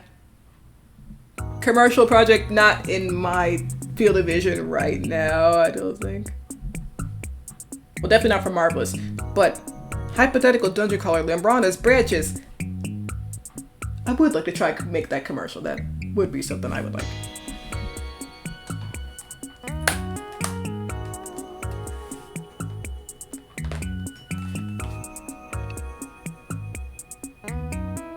But again, the only thing stopping me from making Marvelous commercial is the music. Because I'm like, I would have to pay all these people to use their music commercially. And it's like, I don't have that kind of money. So then I have to go make a Kickstarter to get the money. And it's like, I don't want to do all that and then end up not making the game. So it's like, I would only consider that once the game is like straight up complete before it's published. And then I'm suddenly like, hey, I want to make this commercial. Or I want... Because the thing is, if I make a Kickstarter, I have noticed like Kickstarters for free things don't seem to really do well. Like people want to feel like they're getting a deal on something, right? Like I get that. So it's like if I make a Kickstarter for something, I feel like I have to make it commercial, you know? See, for Marvelous, it's like I just want money, or for a lot of my games, it's like I just really want money for music. Most of the funding that I couldn't do on my own would be because of music. It's like I can buy plugins that I would need, you know, I can buy graphic assets. They aren't that expensive, but it's like a full soundtrack of music. That's a lot, depending on how big the soundtrack is, right? But yeah, it's like an obligation to make a commercial if I make a Kickstarter for it. And so like I've written down like reward ideas, stuff I would do. I know this lesson, I would not make physical products, especially not for my first Kickstarter. Like no physical rewards, you know, you're not getting a statue of Lunaris, right? A life-size statue, I'll get it, but nobody else can. Let's see. Semi-related, I hate writing. Usually write short fanfics, less than 3K words, to get certain ideas out there. Recently, I've written over 1,000 or 100,000 for a fanfic, solely because I plotted it out in advance. I have very specific scenes and themes I want to deliver, so I really took my time making the bones. Connective tissue just made me write a novel. Well, that's beautiful! That is beautiful, and yeah, that's something I've definitely been trying to do with my games more lately, because like, all my Game Jam games were of course, spur of the moment, you know? I see the Game Jam, I look at the themes, I'm like, oh, let me come up with the game with this idea in like, you know, 40 days. So the Game Jam, I might have found out about 10 days beforehand, and then you get the 30 days to make the game. But then after that, I'm like, okay, I didn't really think of anywhere else this game would go, you know? I just make it for the Game Jam. But then I'm like, I didn't finish the game for the Game Jam, and I'm like, there's definitely more I could do with it. But what? And then I get very lost. One Final Burial will say was like the first game where I was like, okay, I know what the full story is going to be, because I was planning on finishing the full game for the Game Jam. It didn't work out that well. But by the time the Game Jam was over, I already knew, hey, I want to make the rest of this game. I already have the story for it. We've made the first 4 floors. We have 4 more floors. You know, we need a total of 8 floors. I already made half of it. I already know what the story is going to go from here. Actually, the story did change from how I thought it was going to be in the Game Jam. Like, after that halfway point. Which I'm glad it did. The story was way better for it. You know, if I was able to complete the full game I had intended in those 30 days, would not be as proud of One Final Burial. Would still be, of course, a great game I completed and all. But, like, things go crazy in the actual version that came out in October. Oh my god. The world's beautiful. Trip and Ericos were not going to do what they did in the initial version of the game. You know, floor 8 would have been very different. It might be more helpful to see the game mechanics and characters as a way to deliver a story. You just let it grow in a way that best serves the story. Yeah, that is kind of what I'm doing for Marvel's Destruction. Marvel's Destruction is a very element-focused game, like, you know, fire, ice, wind, and all. So the battles have a lot of... The battles and navigation involve the elements a lot, where it's like, oh, you know, you unlock the wind element and you get like wind stepping on the world map or something. And in battles, elements play a big part in like, if anyone here has played Tales of the Abyss, there's this system in Tales of the Abyss where characters use spells and those spells leave a little circle on the ground with an element on it. And if you use a certain skill on that element that's compatible with it, it expands into a upgraded skill. So it's like, I try to remember a name of one of the upgraded skills. I don't know. I think Luke in Tales of the Abyss has this skill called Demon Fist, regular skill. But if you use it while you're staying on top of a fire field, he uses like Raging Fist, I think, something like that. So Marvel's Destruction has that type of system in it, just in a different battle system. I don't have a Tales of battle system in the game. But yeah, it's a very element-focused battle system, because enemies can also be inflicted with this element charge, and, you know, use upgraded skills with it. And there's a second layer to it where it's like, hey, if your character is fire charged, and an enemy hits you with a fire spell, the fire charge will disappear on you, but it'll splash and deal extra damage to you and adjacent allies. Stuff like that. So element's definitely like a big focus in the gameplay, because the gameplay is about you going to elemental temples to stop the Elevos from going crazy mode, going sicko mode. But it also goes to the battle system. So I'm very proud of how I was able to blend those together. And then, yeah, in the field navigation, you've got the field skills, which you get through elemental temples. That was something I was going back and forth on, where I was like, do I want it to be in the temples, or do I want it to be like regular field skills? But helpful trick. Engineering says don't marry your ideas. You are right about this, yeah. That's why I do like when I take a break from my projects, like outlining them, because I'm like, oh, this is a beautiful idea, but there's this part that I don't get, but I really want to keep it. At that point, I usually just take a break from the project for a little bit, and then I come back and I'm way less attached to like the idea that I had. So yes, I'm a huge fan of not marrying the ideas, because that definitely helps me when I'm like stressed about this plot point or this gameplay point, and I'm like, no, we need some time alone. We need to think on our own, and I'll come back eventually and see what I want to change. So yeah, I didn't expect to talk about game development for so long, but guys, I love game developing, in case you were unaware. Etrian Game Dev 3! That's what this stream is all about. But yeah, that's definitely something I've been trying to adopt. I adopted unintentionally by dropping game projects. I think my battery's starting to get low. I need to get my charger. Oh, whoops. Hi, Angie.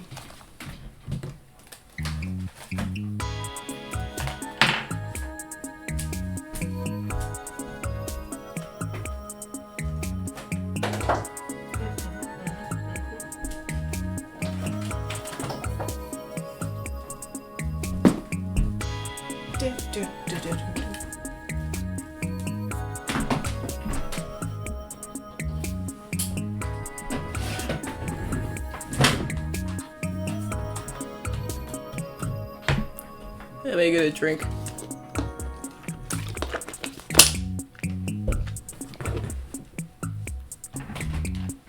Basically, if you get too attached to your idea, it'd be hard to change aspects of it or be open to other solutions.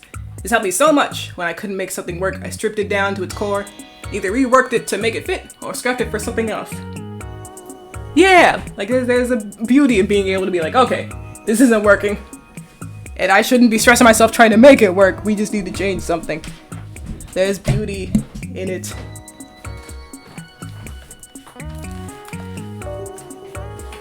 See, it's like, I love being the ideas guy. I'm like, I love having 50 project ideas and writing them all out and thinking about this, and that. But then I'm like, oh god, I actually had to make all the sprites. I had to make the sprites and the battler, the side view battle characters, and then I fall over and blow up.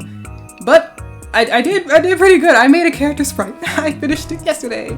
For tiers, I made all forwards directions. It took me like 10 days to do it, which I feel like, oh man, 10 days. That feels like a long time, but like, no, I finished it. That's what I need to focus on. I made it. I made all 4 directions. I should be proud of that. And I'm like, you know what? I am very proud of it. If I still can't bring myself to delete it, I just copy paste to a separate document. Then you still have the text, but on a blank page to start over on. Yeah, I like doing that too. Having an extra document or an extra like tab for scrap things that I don't really want to delete, just in case, or if I want to look back on them. Yeah, we need to go to the shop, I think. Or do I give this to Edie? Probably. Hi. Oh, it's you. I heard you've been snooping around about me lately. You don't have doubts about the quest Wait, that purple tail! Please, can you spare that violet tail? I'll pay you handsomely. Okay. Thank heavens. Great heavens! You're a big help. I was keeping this secret, but now I can finally do it. I think I'm using this tail to make warm clothes for my sister down in the deep city. To be honest, I wanted you to check on her, so I'd be sure she didn't find out about this. In case you'd help both of us, I'll add a little something sweet to your reward. Yay! Sisters. Oh, formaldehyde, wow! I've gotten 2 of those today. Welcome back, so it's looking like you had to go to the deep city, and back again, yes? They may say what they like, but those 2 girls seem to care about each other. Aww. Oh, now I'm getting reminded of the one sister who said she's gonna get some clothes to my sister. I hope it gets made soon, I'm looking forward to it. Here, this is your reward. The girl says she had a little sweetener to it. I tried licking it, but it didn't taste any sweeter, though. She's like, I was so hungry, I ate the formaldehyde. Missy, no!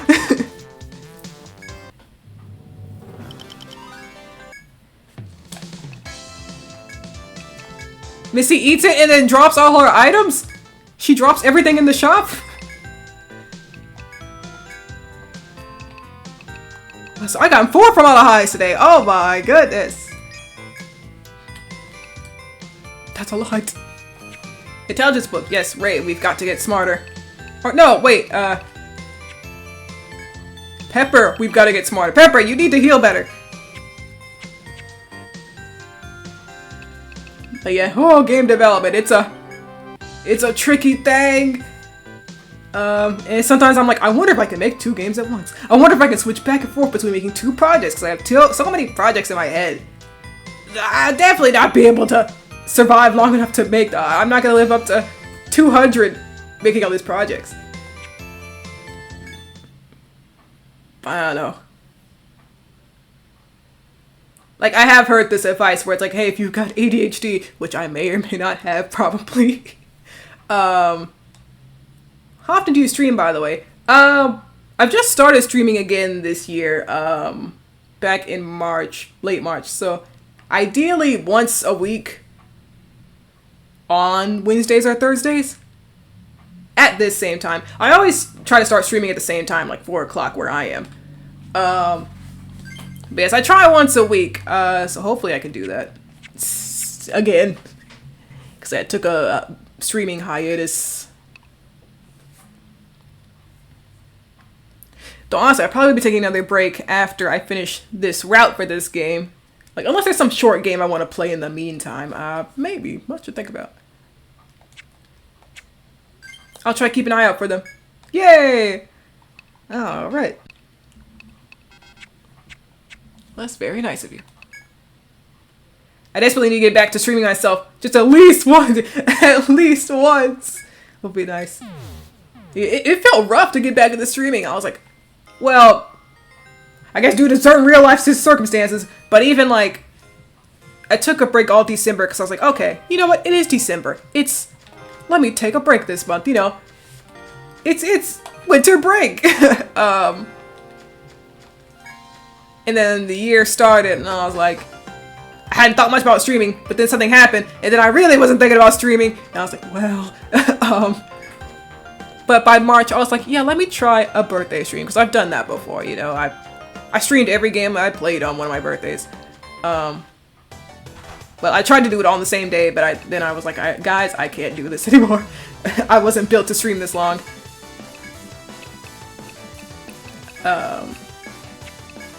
So I was like, yeah, let me do a stream on my birthday. And then I was like, okay, you know what? Yeah. We are pretty close to beating the first route of Etrian Odyssey 3. So let me, like, try to lock in and finish it, but then I didn't stream for like 2 weeks.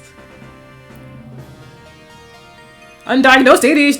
Do you have an IRL friend who takes instant release Adderall? It's not addictive, and you could try a pill to see if it helps. I do not, but I could look into this.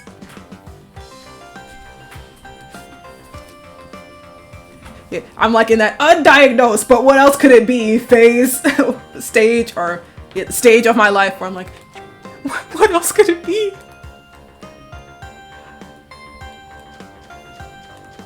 Because my motivation and my interest, it does go in various places, as shown by my documents of many projects that have been started but not finished. Because I can't discipline myself long enough to keep at it, but I've got to learn, you know? I've got to learn to stick with something. And I feel like Marvel's Destruction is not the best project to try that with, but, well, the best, I guess, bigger project. But I gotta make a bigger project at some point, you know? I can't just keep going, yes, like, I keep making smaller projects, and then eventually I'll be ready. It's like, well, when, right? So I want to at least try and see if I can do it. And, you know, not hold myself to a schedule until it's, like, very close to being completed, right?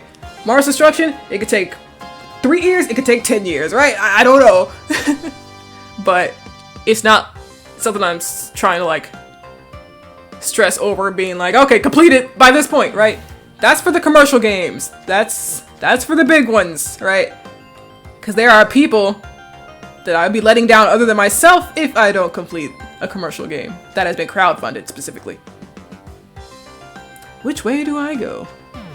2 games at once is a terrible idea for your mental health. You should have a big main project, and when your brain gets overwhelmed, you do mini tasks to refocus. Yeah. It's more like, yeah, like, not working on both of them at once just because, but like, yeah, when I'm thinking, man, I don't feel like working on this one right now, and then I work on a different one. Like, that was the idea. Not working on multiple just because, but like, having multiple ideas that I can go back to when I'm like, man, this main one, I'm stuck in a rut. Something's not working right now and I need to figure it out, but I can't just sit and stare at the document, then I'll explode. And then that's when I go to the other little project. I'm like, oh, Limrana's branches, right? I've been looking at that lately. Nothing's really happened with Marvel's Destruction that make me like stop working on it. It's just, I'm looking at the documents of all my projects. I'm like, wow, I have a lot of projects, right? But Limrana is really one that I like. There's multiple dungeon crawlers that I've planned, like Limrana and Lost Land Equinox, that I really like conceptually and want to expand on. Like, I want to make those, right? Limrana, I really like. I like the story because it's basically, hey, this continent is undergoing a famine. Everyone has left it like a decade ago, but there's this group of people that are looking for Limrana, who's basically like the god of this land, and they're like, Limrana was like a nature god, basically, an earth god, and they were the reason, like, they're gone. What happened to, like, I feel like I'm describing Shadows of Literature, much to think about, but, it's like, yeah, the earth god has left us, possibly. I mean, why else are we undergoing a famine? The crops are not growing, everything is getting poisonous, and food is the main focus of the game, because you go into the dungeon, and it's like, we have to forage, we have to hunt monsters, right? We need food, but the land is not providing. We have got to kill these monsters and take the plants inside this dungeon and eat them.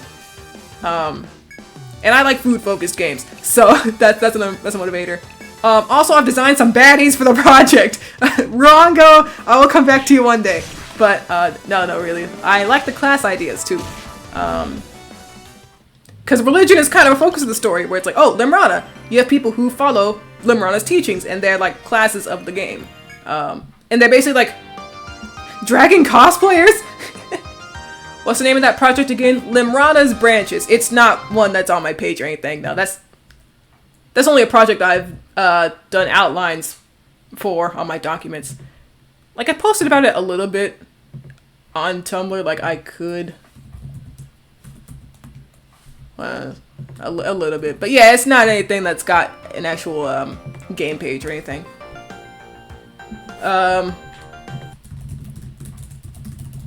Limrana's Branches. I might change the name to Seeking Limrana, but I think Limrana's Branches works. Oh yeah, where's this fox? Okay, but yeah, that's the main dungeon crawler I've been thinking about, where it's like, oh, if I make one commercial, start with this.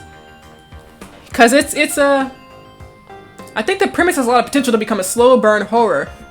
Oh, interesting. I don't think I really thought of it in that angle.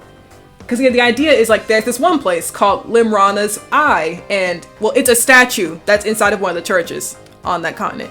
And some people were cleaning it up one day, and they touched it, and then suddenly they are transported inside this, like, inside of the dungeon.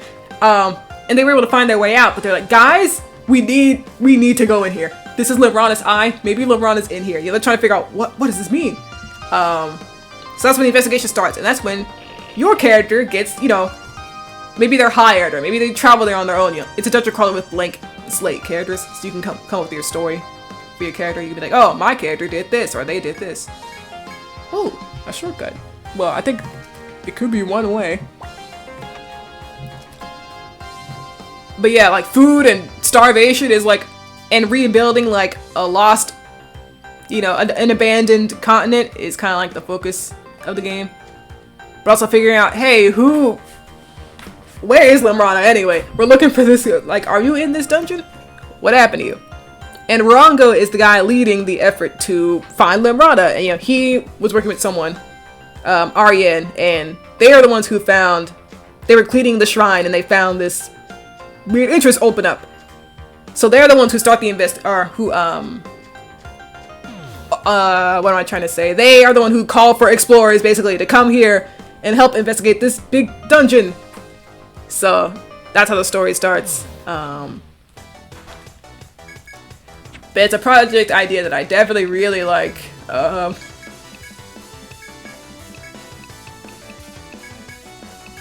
That's all I got. I really like it. I like throw heart emojis at it. I love you.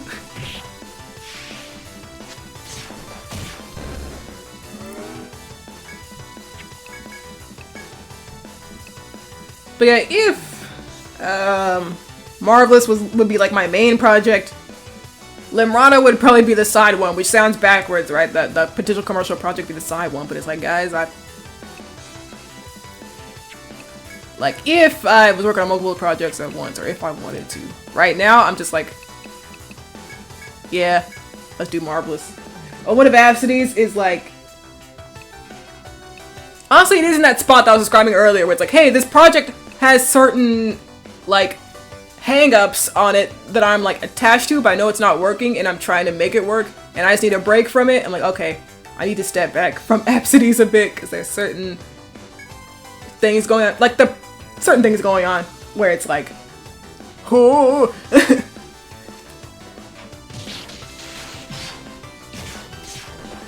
This is my odd times at work. When food is scarce, my first thought goes towards logistics. If humans can't eat, what caused it? Lost knowledge after becoming dependent on specific method of cultivation disappears overnight. Are the other animals also starving? How come monsters are well fed? What are they eating to survive? Okay, so if humans can't eat, so it is because Limrana is in trouble. Limrana was providing for the land by being a god, and yeah, like them disappearing or being in trouble, it wasn't an overnight thing. It was quick, right? Like less than a year before. Well, is that quick or not?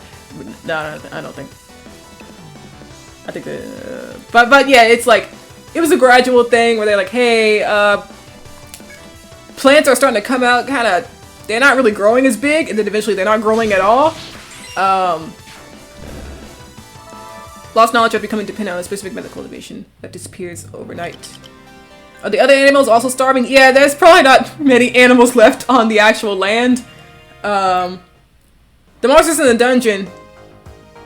Yeah, that... Thinking about it, maybe the people could... Well... Yeah, much to think about. Because I was like, yeah, the dungeon has enough, like, vegetation and growth for, like, oh, the monsters are, like,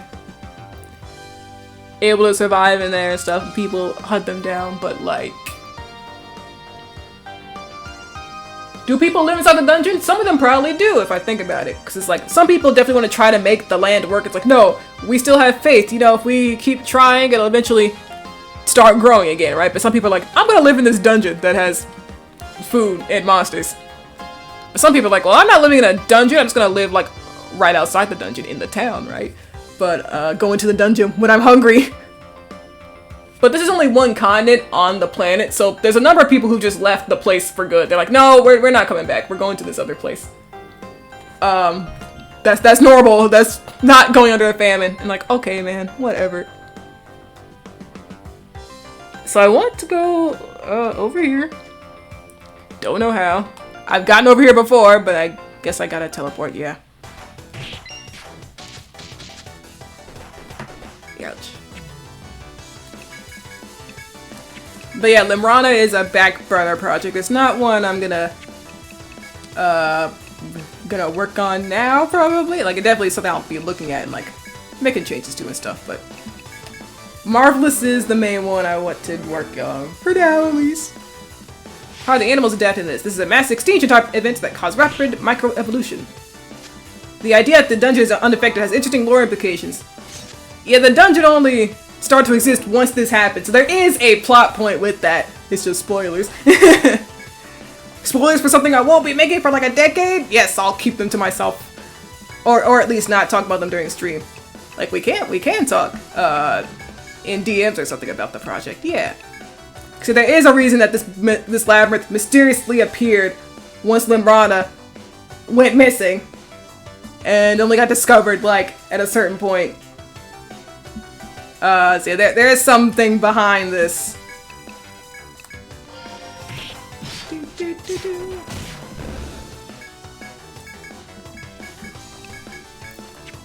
Yeah, let's knighthood front mortar.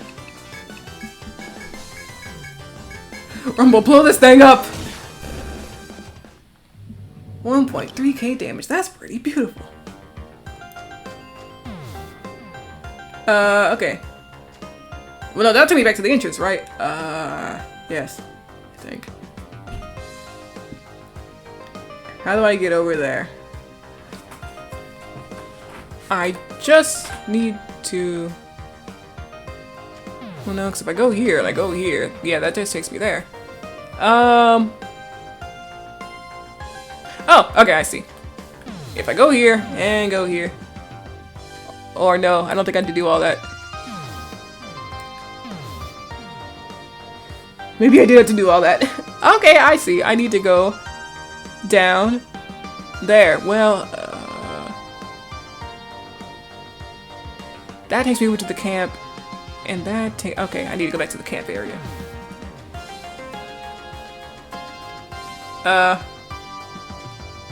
Okay. No fox.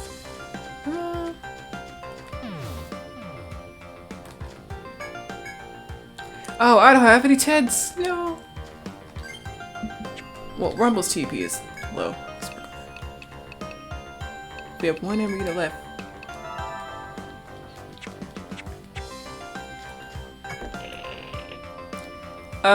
Yeah, over here now.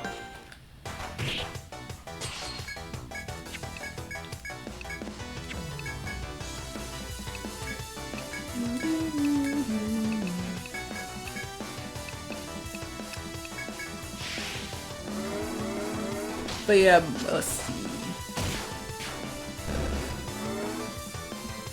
It's also a great misdirection opportunity. If the dungeons appear after the god goes missing, most will think she's somewhere at the bottom of it. Kind of terrifying to think about what could be the reason if she's not down there either. Yeah, much to think about.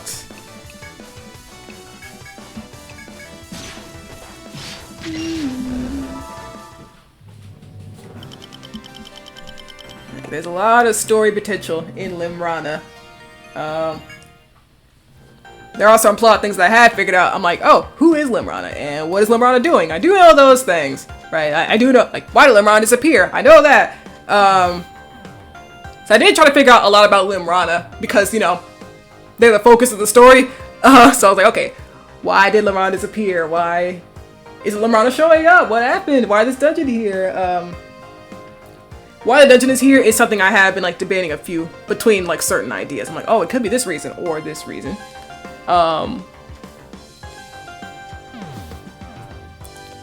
Okay, so from here, yeah, I need to go up here. And then over here to this side. Dog, we need shortcut!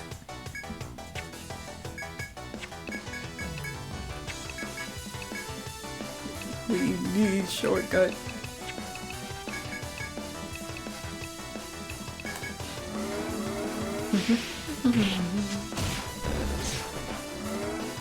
I had to stop using front mortar so willy-nilly. He runs out of TP so fast. And it's like, I just need to keep leveling up TP up, right? That is right. That is what I need to be doing, actually, by the way. Rumble has leveled up, right? We did those quests. So let me... Oh my god, right, pecking! 5 skill points! Well... Let's do another 2 ice walls, maybe. Give them a total of 5 for no particular reason. And then rum, well, let's work on everybody, because Slash has a skill point, and I want Regal Radiance maxed out, honestly. Like, if we're at this point, I think we just max it out. Rumble, let's get you TP up. And Ray can get Ice Star level 2. Pepper is still working on healing. Party heal is probably not something I want to work on right now. I think we need a more centered control healing of single healing and party heal. Well, full heal is also would be pretty amazing on Pepper, actually. Like, the TP cost, that ain't nothing to me, dog. Not now. See, one more level of healing, and then we go for full heal, and then more line healing, and then eventually we get back to the wildling skills. So, okay, I like that. Let's get full heal. And full heal only affects the TP cost. I'm like, yeah, 34 TP. I mean, it's a lot, but you know, she can handle spending that much TP every once in a while.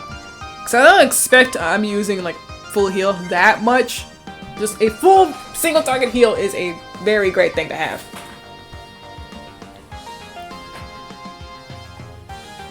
There's a lot of directions I could go with Limrana, branches as like story lore wise, you know, why these things are happening, which, you know, I figured it out, but it's like it could change down the line.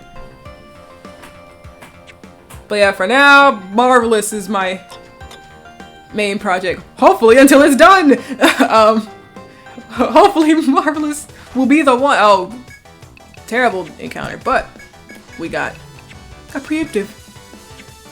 Well, I guess we should do, yeah, let's do Regal Radiance. And you can do like a fire barrage. I don't know how much that'll really do, to be honest. Oh, you know what? Just, yeah, Etheric Charge Hellfire, honestly.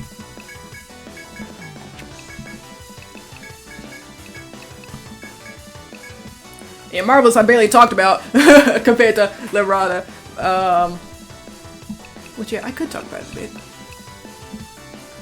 I've already talked so much, though. My mouth is tired.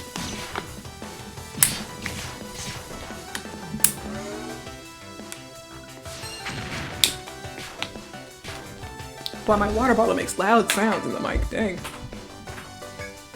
I was like, why is my microphone peaking? Oh my goodness, it's water. Okay, well that didn't end as well as I thought it would, Ray. Yeah, everyone, kill! Get that guy. Let's get drums out. Only 129 damage, dang.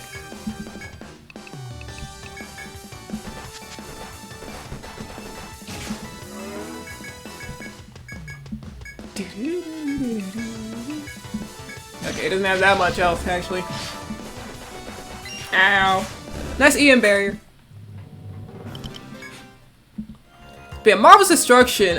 Interesting project for me. It's not the first project I've made that has multiple protagonists. Call the Overseer was like the first real one like that, but the demo of Call the Overseer only features one protagonist so far. But the other two characters you join are also protagonists. They're supposed to be, you know. You choose either their path. The story has changed from that version, of course, like to some degree. There still is a point where you're stuck in a winter wonderland, but that's not how the story starts, unlike the demo. And I do think it's funny how, like, over the years, Call of the Overseer has become more of a vertical slice than, like, the actual start of the game. Because, yeah, I initially, that was just the start of the game, right? There was some, like, dialogue that I didn't put in to that demo, but I was like, yeah, the idea is you go this, and that, and then you're in the winter wonderland. But there's a good chunk of other stuff you do before you get to the winter part in the current, like, planned version in my documents and my head. Okay, so we're not getting out of that one. Let's see. Well, does this area also have a fox? But yeah, Marvelous has 2 protagonists that you switch between, like episode 1, episode 2, episode 3, you know, you go back and forth between these 2 protagonists. And they grew up together. The prologue is them as kids in the village, and they grow up together, and it's beautiful, you know, but then the village is attacked. Many such cases. Am I gonna sit here and talk about Marvel's destruction the whole time? Maybe. It's like, am I really gonna talk about Marvel's destruction from start to, well, non-spoilery finish, which means like probably not far, because I haven't figured out the full story yet, of course, also. I only started this like a month ago.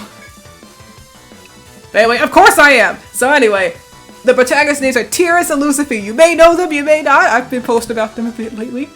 So you know, they're kids. They're growing up in the prologue act, but then Felix gets attacked, and they're looking for Tiras for a specific ass reason, which, you know, he knows why. It's because of this weird birthstone he's got in his body. Not a birthmark, but like a stone he's been born with. He knows about it too, but like, dang, you had to kidnap me because of it. But yeah, he gets kidnapped. And, well, the other protagonist, Lucifer, seemingly just gets left for dead at the village. Like, he got knocked away by one of the antagonists and isn't moving. Like, I'm sorry, the 11-year-old could not throw hands with the group of fully grown adults. Unfortunate instance. But that's where the prologue ends. And then, well, Act 1 begins with episode 1, which features Tiras, you know, grown up, and turns out he's become a prince. He got adopted by the emperor, who rescued him from the people who had tried to kidnap him. Which you know, much to think about, possibly. I mean, it is, but don't worry about it yet. So he gets adopted, and you know, his dad, the emperor, he's like, hey man, you know, you're an Ivica, which is the name of, like, the people who have these stones on their bodies. And he's like, you know, people, I mean, like those guys who tried to kidnap you and, like, who destroyed your village, tried to kidnap you, they might try to come after you again, so we gotta keep your existence kind of under wraps. And Tears is like, yeah, I guess. Yeah, he sniffles. But can I leave the castle, please? No. Oh my god, this place is horrible. This is Tears' life. He's basically stuck in the castle. For his safety. Much to think about with that statement. But yes, for his safety. But when he was first brought here as a kid, he was told, hey, by like the Emperor's court mage, was like, hey, one day in your life, you know, you are an Ivica, which means you have a connection to the elemental gods. One day, all these elemental gods are going to cry out in pain, all at once. When that day comes, you as an Ivica need to go on this journey to meet them all and calm their fury, you know, stop whatever's caused them their pain. Alright? So we're gonna get you ready for that in the years that you are here. And Tiras is like, okay, I'm 12 years old. But eventually that day does come in the present. You know, Tiras is like at least 10 years old. He's 22 or 23. I forgot. I've been debating on his age a bit. But, yeah, he's in his 20s now. And, well, wouldn't you know it, all the elementals cry out at once. He doesn't know what they sound like, but it's like, obviously, hey, we never heard it sound like that before. So he goes to the throne room and is like, oh, hey, was that? Yep, it's time, Tiras. Pack your bags, it's time to go on a journey. And he's like, you know, excited but also scared. Like, oh, okay. You know, I'm finally able to get out the castle, but also, wow, I sure wish I got some experience outside the castle before this. I wish I didn't have to be stuck here. Now I feel like I know nothing about the world, and now I'm supposed to go journey all around it and go to all these shrines? But, you know, there weren't that many instructions on how he had to do it or, you know, who to bring. So he's like, okay, well, I'm gonna bring Beatrice, my retainer and, like, closest friend, even though she's, like, double my age. My 42-year-old co-worker. No, okay, it's the other way. Oh, Pepper's petrified. I didn't realize. But yeah, he's like, okay, I'm going to, you know, pack my bag. He can still go into the castle town, right? Like, he can go into... Marvis is the name of the kingdom, the empire. So see, the Marvis Castle and the Marvis Town. He can still go into town, you know. It's just like, when you go outside of town, nope, we need to drag you back into the castle. So he goes into town, he's buying supplies, and he's getting ready. You know, he told Beatrice, and he's like, yeah, it's time for the journey that I've been told about. And I would like you to go with me. And she's like, wow, it's an honor. Oh my god, we don't have any Theriakas. It's over. And so, yo, this sound and stuff. Oh, let me see. Sorry, I'm just so fascinated by the appearance of Lamana's branches. If the land is bad at producing food, most people gravitate toward unaffected food sources, the water. That is beautiful. I'm glad you are so interested in Lamana's branches, because I am too. I also love Lamana. That's why, like, that's an actual project I really want to keep and finish one day. You can look up historical diets of zero agriculture societies as a reference, like the Inuit people. You could also have certain types of plants growth be unaffected, like lichen, moss, fungus, which would further affect the diets of the surviving creatures. Weird food cultures should theoretically evolve from this. Yeah, right, let me look up, like, the Inuit. Yeah, I do have to think about how the animals are surviving out here, because that is one thing when it's like, oh, you've got this world building, but it's a dungeon crawler that takes place in one, like, dungeon spot, you know what I mean? So part of me was thinking of having the dungeons be across the continent, so you could actually see more of the, you know, land. That doesn't really change the scope much. I mean, I guess it is a bit more scope where it's like, oh, I had to design the actual continent. Dang, damnation. I have to design a place, but it shouldn't be that much more. I mean, I don't know. I haven't thought this far. Historical diets of zero agriculture societies. Certain types of plant growth being affected. Yeah. Further affected diets from creatures. You have a character that lived pre-disappearance and is constantly complaining about eating mushrooms all the time. Yeah, there's definitely gonna be people who are like walking around here. It's like, man, remember when we used to run? Remember when we used to eat beef? Or remember? And now I gotta eat mushrooms and like, I don't know, insert like Monster in the Labyrinth here. Steak, you know. I've thought of some, like frog, I don't know. I haven't thought too much of monster designs. I have the document. I have written some monster ideas down. Dried algae. Yeah, now I gotta eat dried algae and mushrooms.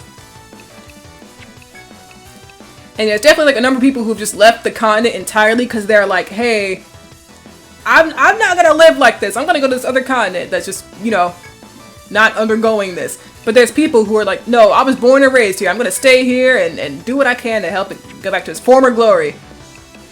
But dang, am I mad about the diet these days. Oh, Rumble, we're in it now.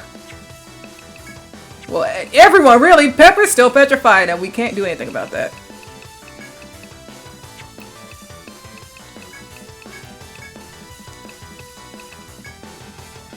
Yeah, bodyguard. Well, you don't really need to. I don't know. Provoke would be a nice one, actually. Okay, if they're charged, we need to kill you. Yeah, really bad. There we go. Okay. We're back at it. And let's see.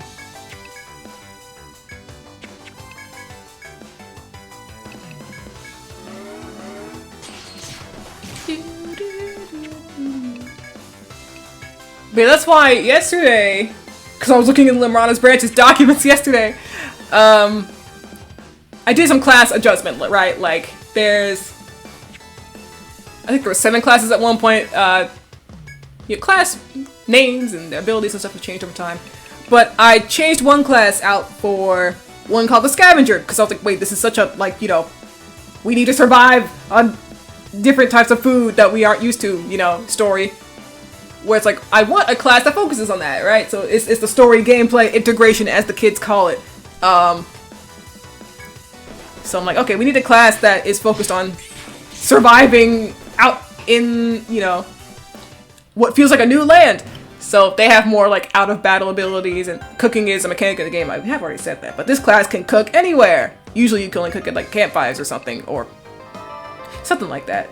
They have some sort of like cooking bonus. Well, that's not gonna, If we had a tent, we could remove petrification. I just need to get to the next floor really badly. Also, I remember one of these leads to the staircase and one of these I don't think does. And I don't know which. I sure hope I'm right. Oh. Well, that's not a far journey. Okay. Oh, Pepper.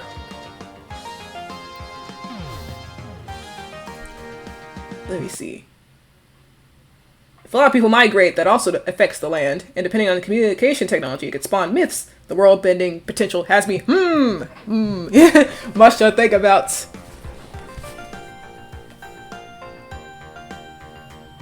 I will have to give you my Discord, I think, after this. If we aren't already friends on Discord, I will have to give you this. We could discuss more on it. There is, yeah, a lot of places to go with the story idea. Which may be one reason why I stopped working on it, because I got overwhelmed. I was like, there's so much I can do with the story. And one thing I don't want is the story to feel, or the lore to feel like underexplored. And it's like, oh my god. So I get scared of my projects. I think this is the, like, moral of the story. I get scared when I think too much about my projects. When my projects are too much stuff and I'm like, no, the scope, the story, there's so much to it, and I gotta make sure I fulfill it properly. The discussers. I'm just here vibing and trying to write out my recent D&D session. Oh, nice. Yeah, I hope everyone's enjoying the talk session, right? There hasn't been much Etrian talk going on, but also, we've just been exploring the dungeon. Nothing really big going on. I think we're finally reaching the end of the floor, though. Oh. Let's see. A class with traits that allow them to eat raw materials like picking sick or poison. Class with sensitive stomachs, more prone to foodborne illnesses. Yeah, there's much. And that's my thing. It's like, oh, the cooking mechanic. How far am I going with it, right? So, yeah, Lembrana overwhelmed me and I ran away scared, but I definitely want to come back to it because I'm like, oh, the food. So sometimes I think I should just make a painfully simple game, a painfully simple dungeon crawler. But I'm like, well, I'm not gonna have fun doing that. If I'm just doing it just to have it out the way, right? It's like, well, oh, I like Lembrana, you know? I like Lost Land Equinox, which is, I haven't looked at the document for that one in a while, but yeah, it's like that dungeon crawlers, but like more lore focused on like, we're discovering what is around here, what ancient sort of. Well, Lembrana is more about what happened to the god who's been watching over us. Lost Land Equinox is more about like, we found this island and we don't know what's in it. We sent out a scouting team, they died. Some of the NPCs who run your shops and stuff, they're like, yeah, my sister died in that thing, in that excavation. That's a whole different topic and project I haven't thought as much about lately. As you walk down the shining path, you find an orange fruit growing on one of the trees. A large, fully ripened fruit has a pungent aroma and looks as if it would be delicious. If you like, you could pick the fruit and taste it for yourself. Yes. You take a hearty bite of the fruit. Its sweet taste is pleasing to the tongue. I hope we don't die. Oh my god! We are gonna die. Monsters are gonna, like, eat our clothes off. The fruit was riper than you anticipated, and its juice was burst all over your clothing. Everyone laughed at the sweet smell soaking in the clothes before returning to the journey. Oh, are we okay? Are we not gonna, like, die horribly? Definitely needs RNG. Nature's very random and unfair. Mechanics should probably have lore-based probability factors. Yeah, for me, like, it definitely depends on if I'm gonna make the dungeon, like, its own location, or if it's gonna be, like, scattered areas throughout. Because it's like, oh, a dungeon crawler, you know, traditional dungeon crawler, like, here's the cave, here's the castle, right, the tower. And that's where you're at the whole time, basically, except to go to town. It's like, I would prefer that, but given the story of Lembrana, it feels like being able to actually walk or, like, go from place to place. I don't know. This is why Lembrana overwhelmed me. Okay, I knew it! I was like, something's gonna happen. We take a few steps, the monster's gonna love the smell of our clothes and kill us. You've been attracted by the sweet smell of the fruit you ate earlier. Before you had time to regret your mistake, the starving beasts leap at you with bare fangs. The ambushers! The world is cruel. There's only 4 of us! We need... bodyguard. We don't have front mortar. We don't have front mortar TP specifically. Yes, random mechanics like that! Like the ambushers! Dang it, baby. Or, let's see. The etheric charge. We ate this delicious food, it got in our clothes, and the monster's like, hey, that smells really good, can I have some? And try to rip us to pieces.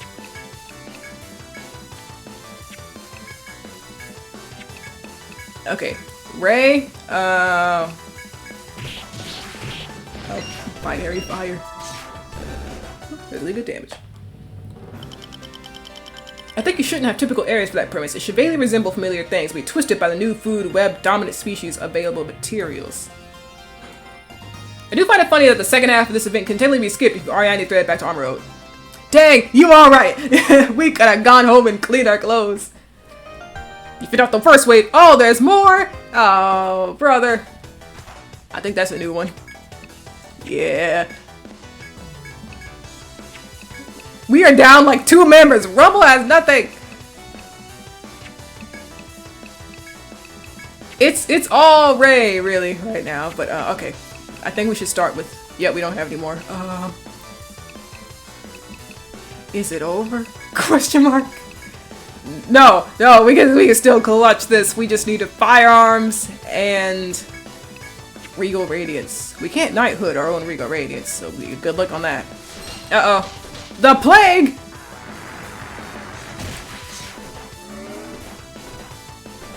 We might actually get a game over. I don't know if we can run from this.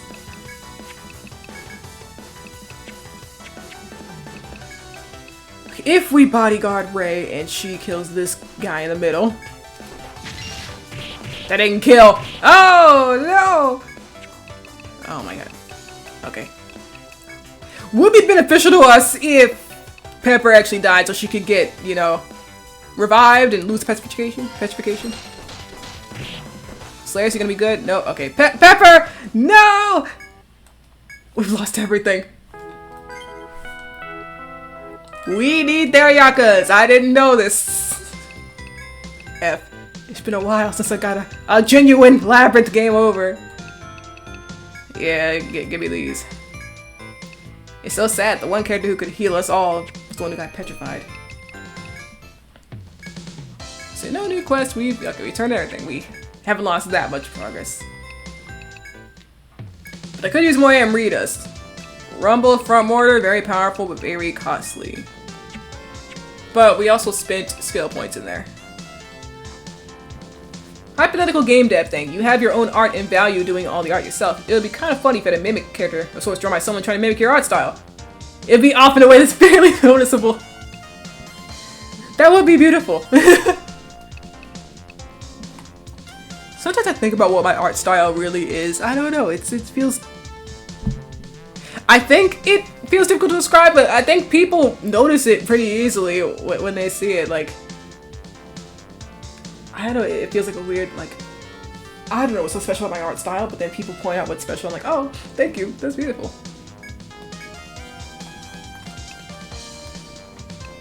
Because I feel like I change my rendering style all the time, but it's like everyone can tell that's me anyway. I'm like, there's a lot of beauty in that, right? Like, you know, that's me! That's me! We gotta learn all this stuff again. I didn't forget you have to learn TP up. Ray, I guess we're doing level 2 5 star. It means they're seeming weak to fire around here. Pepper, yeah, we're going for line heal level 5. Yeah, okay. I should go stretch a bit, actually. I will be right back.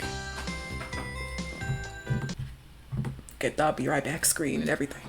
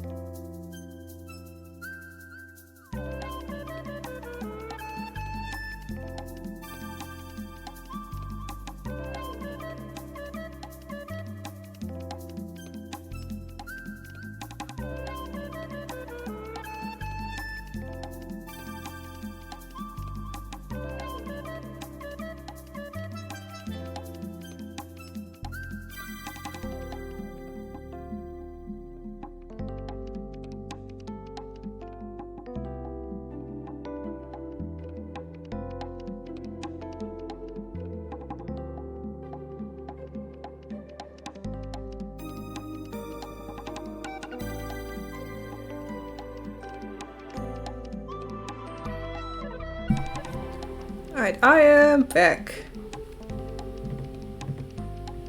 Let me get this thing. Okay.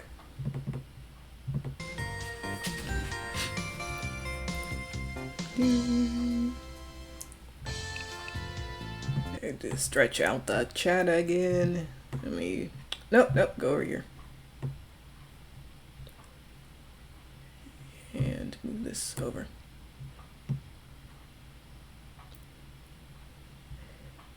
Well, I could put this here.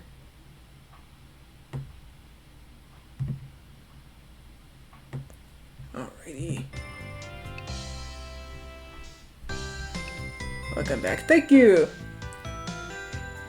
Also, yeah, Cactus, I see we are already friends on here. Just last time we talked, we were gonna farm EHMC back in 2019. This is beautiful. I remember when you gave me that guide on how to use Silas and my Mercury.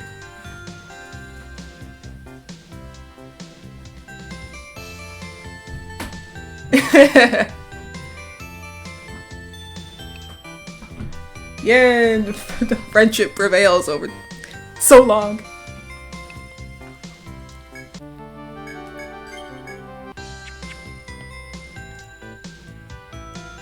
I also vividly remember teaching you how to draw ears. Thank you for saving me.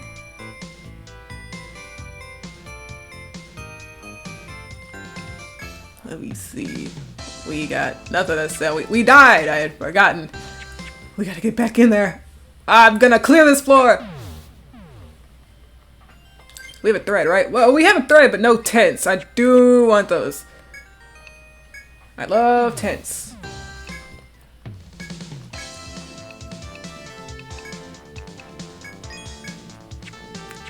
But in the case of Marvel's Destruction, hopefully that game comes out as a demo this year, because the game jam in lasts about 8 months. It started last month. I keep forgetting what month it ends though. It's like 8 or 9 months that this game jam lasts. So by then I ideally have the first episode for both Tyrus and Lucifer, and the prologue act all like done and ready to go, right? I just need to figure out, because I've written out the outline story and like a lot of the dialogue for those acts or those episodes. Like that's all good. I finished all that and I'm very happy with it, right? I just gotta make sure I'm like, okay, don't get overwhelmed by the amount of stuff you have to make. That's basically my main thing. Don't get overwhelmed. Just try to work at it a bit, a few times a week. You don't have to work on it every single day, because that might also burn you out in some form. Like, it depends how much I work on it each day, of course. It's like, don't work on it for hours every day, right? That's not... We all know, we as in me and myself and I, we all know that that's not how I operate best, working daily. But yeah, it's definitely like, at least 4 days a week I should be working on some sort of graphical thing, like the log sprite, really. Because working on the story, it feels less like an actual, like, game development activity for me, right? Because the story, I don't have to make a game out of it, you know what I mean? Like, if I'm writing down a story, this could just be for a comic, or for, a fic, like a novel, or a something. But the game-specific stuff, it's like, okay, we need to work on this a good amount of times each week, mainly the graphic stuff, because that's the thing that I get scared of the most when making a game. The amount of graphics I have to make. That's always what scares me, because I've been trying to fight the demons known as perfectionism when it comes to, like, the stuff I draw for a game. Because it's like, when it's not for a game, I don't care that much about perfectionism. Like, I care more when it's like a commission, because it's like, hey, you're trusting me with your money, I'm going to give you a quality product, hopefully, if you like it. But again, I try not to get lost in the perfectionism. I just give myself more time, like, let's work on the sketch today, and then tomorrow work on the line art, and then tomorrow work on, base color and line art cleanup. I just give myself more time. But for the game development, it's like, well, every single asset I gotta go through that same process with, right? It's like, well, that's a lot of work.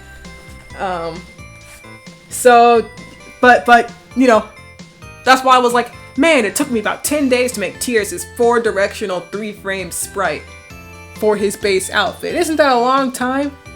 But then I gotta tell myself, but you did it. Like, you made it though. You finished it, and he's done. Maybe down the line you'll want to clean him up some more or something. But he's playable. He's walkable. He can walk around in the game. That's a big accomplishment. You have got to be happy about it. I'm like, you're right. Sniffles cries to myself. You're right. I did that. I did that. So I'm trying to be more proud of all the steps I'm taking in the game developing process, so I don't feel like, oh, there's such a big mountain that I have to do. I feel like I've barely done anything because it's taken me so long. But it's like, but you persevered, you know, you got through it the whole time and you made the sprite.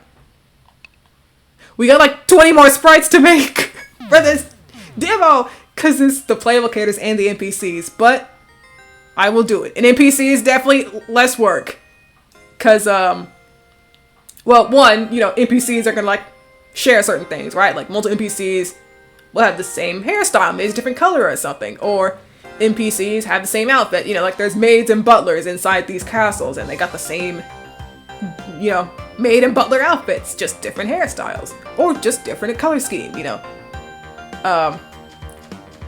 So it's like, yeah, you know, not as much work as I'm making it out to be in my head. That's the main thing. I make it out to be a whole boatload of work. But if I break it down, you know, maybe it just isn't as much as I'm thinking, right? That's how I've been encouraging myself this far. I'm like, listen. Because if we're Marvelous, it's like the walk sprites I would need to make. It's Tears as an adult. Got that one done in his base outfit. There might be more outfits in the game. I would like there to be, but again, that's like a cosmetic scope thing. So I'm gonna have to see how I actually handle making the base game before I start putting in costumes. Yeah, I want everyone's base sprite to be done and made before I even think about like drawing someone in a costume, right? The Lucifer Buddy outfit must be in the game. We must view it, but it shouldn't be a priority at all. Let me see. Full star. But yeah, it's like, okay, Tears is adult sprite, done that. But then it's like, okay, how many more sprites do we gotta make? Well, the prologue sprites, you know, Tears' prologue sprite, Lucifer's prologue sprite, their parents, and then the NPCs around that prologue town, right? The prologue village. And then the bad guys who burned down the village, we gotta make sprites for them, but it really could just be like one sprite, you know, a cloaked figure or something. And there's like, okay, Act 1, you've got, yeah, Tears adult, and then you got like, oh, the Emperor, and Court Mage, and Tears' brother, and Beatrice, and then the NPCs, and Celia, and Muti may not have a sprite. I don't know. Muti is like 50,000 people. Don't worry about that. They're in Elamos. There are a lot of Elamos combined into one. There are a lot of entities combined into one being that forms the Elamos. They're very cool in my head. I just don't know what they look like. But I also gotta design monsters. But sprite-wise, I don't think that has to be as in-depth. It could just be like the humble like ball of fire that runs towards you, and then you encounter it and it turns into monsters. Now what do I do here? We didn't unlock the shortcuts. I think we do just gotta go down here and over here. But basically I'm listing off all these sprites and I'm like, oh, that sounds like a lot, but it's like, no, maybe it is, but you can do it, right? Is what I gotta tell myself. And it's like, hey, NPC sprites, you know, they can be very copy-pasted. Not all of them will even have walking frames, right? Some of them might just be sitting around town. I've been thinking about that, honestly, because I think... Well, not even think, I know. Like Paper Mario, well-known series. NPCs in the early games, I don't know how they are in the later games, but in the early games, they mostly just stand still. You don't really have people walking around towns like that often. They're mostly just standing in their area. From what I remember. And I'm like, Yeah, maybe I'll do that too. Maybe my NPCs are gonna stand around. But definitely NPCs would just walk around too. Like, it depends. Basically, I don't need everyone to have a 3-frame, 4-direction walking sprite is what I'm saying. I'm like, okay, not everyone needs to be walking around.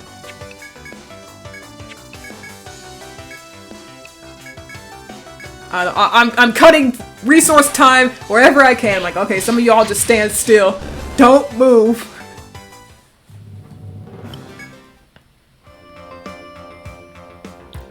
Cause I don't like making walk sprites. I'm learning this about myself. For some reason, I struggle with them. But I'm like, okay, more practice makes more perfect, right? I just gotta keep working on them and I'll get better at them and dislike them less. It's like, I like the result, but I don't like the process. But I like... Oh god, a Passare. Well, no, I can't. I'm shaking my head. I can't do this. I can't work in these conditions. But let's see. What was I gonna, I struggle making walk sprites, right? They're fun to look at the end result of, but the process of like, okay, here's how this looks. And I animate it as a GIF and it doesn't look right. I'm like, oh man, now I gotta go back and change this frame and do this thing, test it again, see how it looks again. The original 2D PMD sprites are great simplified thing. Look at that. Pokemon Mystery Dungeon. Yay, Pokemon Mystery Dungeon. Yeah, let me look at that. Pokemon Mystery Dungeon sprites. Yeah, like the, what is it, the GBA red and blue. So I will look at those once I'm done streaming. Thank you. But yeah, I like, so for the third time, I like the behavior sprites. Like when a character's doing a little action, right? When they're doing a little dance or something. The idea of animating those sounds fun, you know, like a little shocked expression or a little raising arms up or swinging a sword around. I like those. I like the idea of animating those. They seem very like fun, you know, flowing stuff. But the walk sprite is just like, oh brother. Ah! Oh man! So much has to move in a walk sprite. But then it's like, oh, the behavior sprite. It's like, oh, a character raising their arm up or a character shaking their head. It's like, yeah, I like the idea of animating those. They all have like 2 to 3 frames and are super lively, all things considered. Yeah. Let's see. So I'll definitely look at those. Let's see.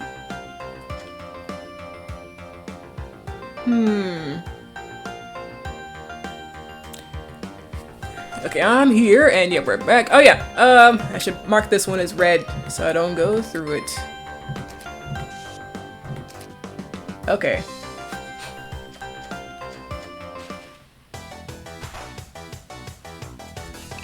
Sprites.pmdcollab.com. Thank you.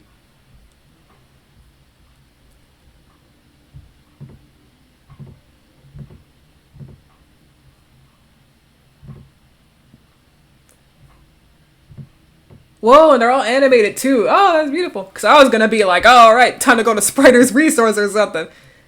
But whoa, they're all animated. Thank you. I think this could really help me too.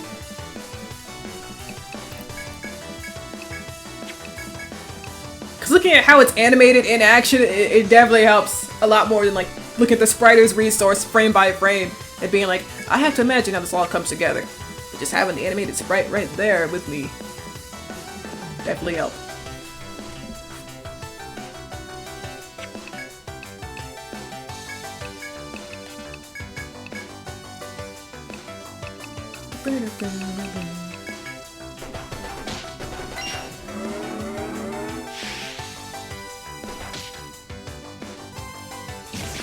Oh, I know that resource. There's both official and fan-made ones, mainly for Pokemon that haven't been at 2D P&D. So you can see how various artists all do it. Oh, that's beautiful. I know my brother plays this game, like PMD auto chess? I don't know. I've been saying I need to play it one day, but I haven't because I keep forgetting about it. But that game has a lot of PMD sprites too. that game may have used sprites from that. Not having diagonal movement can help keep you sane. Yeah, I have like diagonal movement, but not diagonal sprites. Like you can move at a lower left angle, but actually maybe I'll just let me just put a post that has the sprite walking around.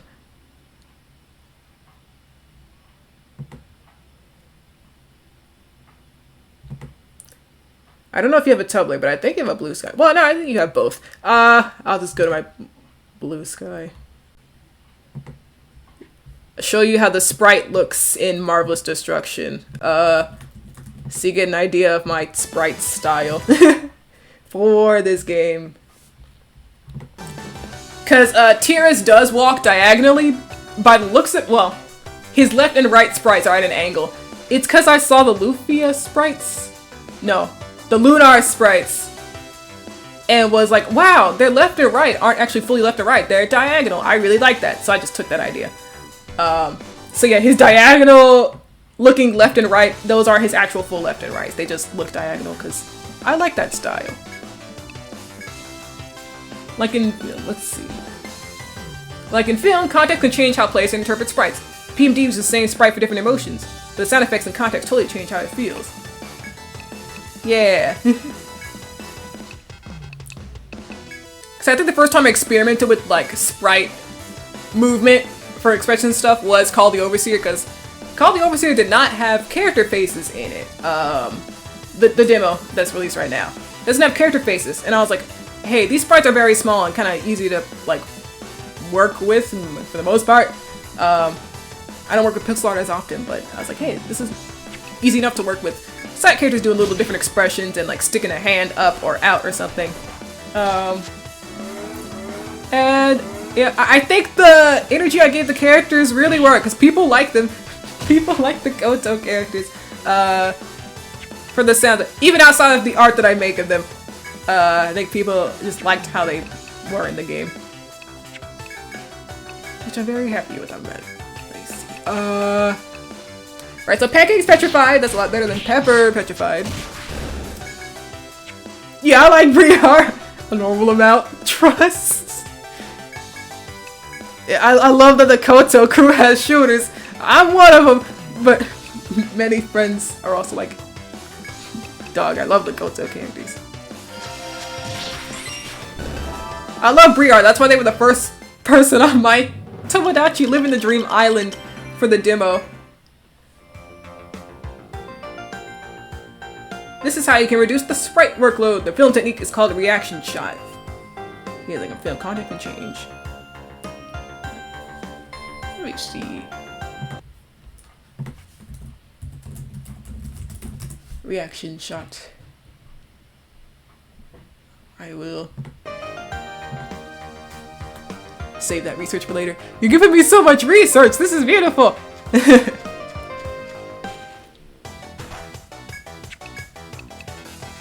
But yeah, for me, it really is honestly the walk sprites that give me the most trouble, and it's like, dang, these are the most, like, required things that everyone needs, the playable characters at least. Because it's like, yeah, maybe I could have made a gameplay style where it's like, oh, you don't need walk sprites, you need like a first-person dungeon crawler, but dungeon exploration from a top-down perspective was very important to me for Marvelous Destruction, because, you know, there's a lot of puzzles and elemental, you know, specific puzzles and, like, secret things and stuff going on in town. It's like, it feels like a top-down perspective. Helps the most with that type of field navigation. Like, of course, as someone playing Odyssey, I've definitely seen first-person puzzles, but there's certain ones that I'm like, alright. And I also just like want to see the sprites moving around and animating and stuff. Like, Marvelous Destruction actually doesn't have character faces during cutscenes, similar to Call the Overseer. It has something like, shout out to Avatar for giving you treasure trove puzzle ideas. Yeah! And yeah, I started watching Avatar with the friend group involving Kino and Pikmin, and I'm like, the puzzles! There are puzzle ideas. Haven't gotten far in it, but yeah, there's already puzzle ideas.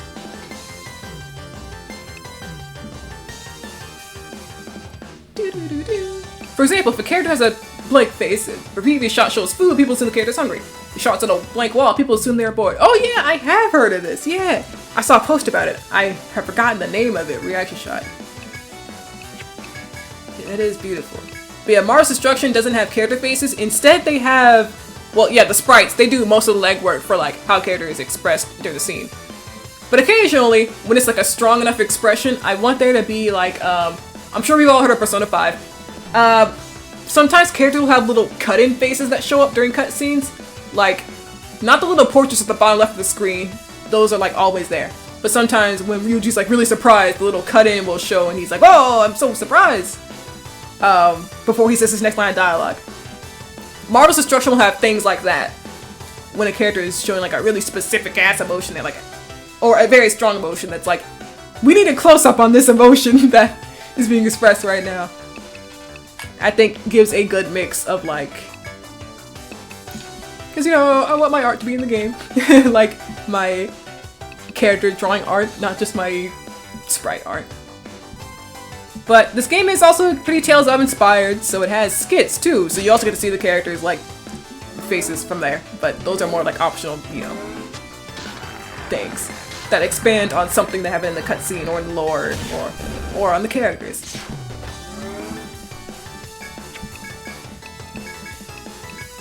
But yeah, I have always, like, there's multiple types of games I've always wanted to make, so this, like, Tales of inspired, globe-trotting, you know, adventure is definitely one I've been wanting to make for a while, like, ever since, probably since I got Tales of the Abyss as a little guy, as a little kid. I was like, wow, I want to make a game like this where you can go around the world and do all this with characters and blah blah blah. Which is why I'm glad I made Seeking Justice, because that was like my test run for something like that, and I think it went well. Good sound effects do so much work too. JoJo's Bizarre Adventure is actually carried by it. Because wait, we haven't less animation than other action series because the sound effects carry anticipated so effectively. Ooh, interesting. Yeah, like I definitely want. I like living. I like being alive. Thank you, Pepper. Anyway, I like, give me a moment.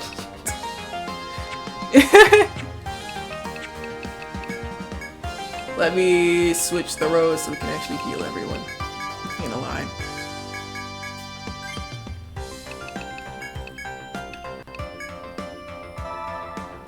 But yeah, you are right about, like, yeah, sound effects carrying, they can do so much. Because I remember, it was me, Kino, another friend of ours, Snow Lily. We were, I don't know how the conversation came up, but we started talking about the Paper Mario 64 question mark sound effect. It's such a memorable, beautiful sound effect. And right now I'm thinking about Pokemon Mystery Dungeon sound effects. Like with Character Surprise, they have this certain sound effect that I remember very vividly in my head. So yeah, a good sound effect can carry a lot. So I really want good sounds for my emotion, like bubbles and stuff. Because that's the thing I do want Marvel's Destruction. Little emote bubbles too, like the character expression, you know, character poses, a little emote bubble, multiple things that can like help carry the emotion of the line or the scene. Like, you know, more serious scene, we're probably not getting many, if any, emote bubbles, you know, less, but yeah, it all depends on the scene. Let's see, rumble back up here, and everyone's alright. Everyone's good. The false alarm, the fox making sure we stay on our toes. Thank you. Okay, so I went the wrong way. Okay, we need to go back this way. We do need to go this way. Oh man, well, if this battle keeps me, I'm gonna miss the opportunity. We have to front mortar. We need front mortar. Also, thing to remember, these suggestions I'm giving you are based on the complaint. I don't like animating walk cycles. The restrictions you gave me shape my advice. Oh, nice. But unfortunately, yeah, for the playable characters, I'll have to animate walk sprites. But yeah, for a number of NPCs, well, I don't know how many NPCs feel like they need walk sprites. I guess that's the thing I'll have to just judge case by case. Like, hey, especially with all four directions, right? Because it's like, listen, maybe by the end of the game, this character only walks to the left, and walks upward. You know, maybe we don't need all 4 directions. Really, left and right are kind of like just flip the canvas, but still. Yeah, there's definitely ways I want to like carry the cutscene and stuff, but at least for the playable characters, I am gonna have to make those walk sprites. Character costumes are starting to scare me, because I'm like, dang, how many walk sprites will this be per costume? We're gonna have to limit the amount of costumes if they are in the game. I would like them, but I'll have to see. Or at the least, costumes can be in battle and not overworld. Because the battles, I had figured out how I want the battles to look. I was inspired by Mistover, but I think Mistover was inspired by this game, Darkest Dungeon, if you've heard of that game. In battle, the characters just move at like 1 frame. They strike 1 pose for their action. Maybe 2. I haven't watched enough Darkest Dungeon. But in Mistover, they'll strike like 1 to 2 frames of a pose. And that'll be like, you know, their skill animation, basically. They strike a pose and the skill animation plays. So I'm doing something like that for Marvelous, because I really like that presentation. It is good on saving me. It saves me a lot of time. But it also just looks very nice, because it's like I have to give these characters strong poses, and I really like doing that.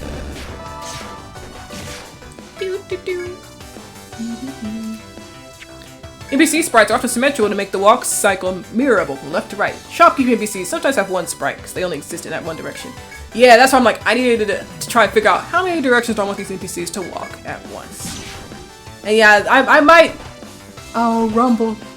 And pecking. Uh-oh. Yeah, I might lean more towards having NPCs just, like... stand still, but do little, like, animations. Like, while they're standing still. Like, they don't walk around, you know, in a random direction, like, oh, they're walking up, down, left, right, whatever. But they do... Like a character's doing laundry, you know, they have a little laundry animation, this NPC. Or this NPC is just sitting on a chair, but the wind is blowing, so their hair is animated, but they're not walking around. Anything but a walk sprite, I'll do anything! That's how I feel right now. Because those feel way more fun and stuff for me to do than, like, the walk sprite. But yeah, definitely feel like, oh, shopkeeping NPCs, characters, you know, behind tables and stuff. We are definitely doing, like, 1 frame, you know. No walking.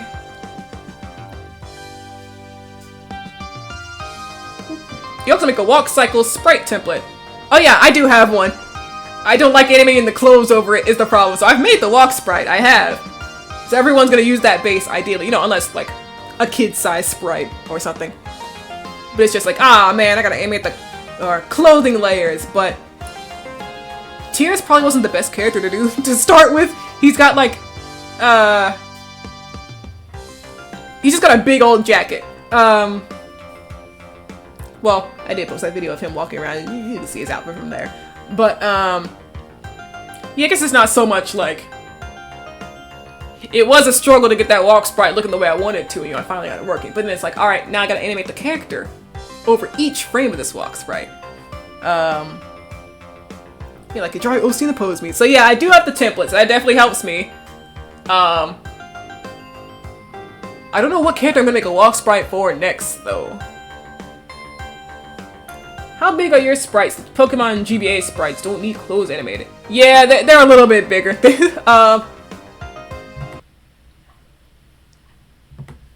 The actual size of the square is 100 by 100 pixels, but they don't actually take up that amount of space. That's just like the maximum I went with. But Tyrus, let's see, how big is he? Where is he anyway? I'm opening up Clip Studio Paints.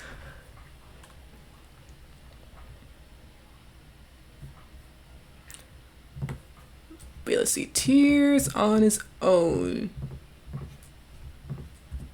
And I know a part of my problem is that I am, you know, zoomed in a lot when I'm working on these sprites. I try to work on that, but it is more like a oh, I'm seeing every detail that could be off compared to the players who are not going to see all this. I've gotten better at not being like that, but it is still catches me off guard every once in a while. I'm like, wait, I'm zoomed in way too much on this part. Oh, you see, Tiris is like 60 by 90.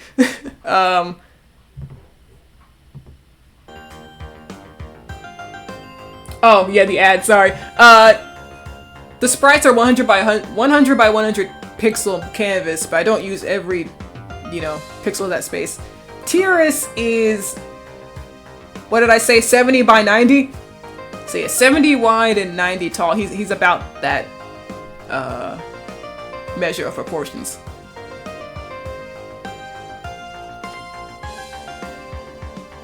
Which may have been a little big.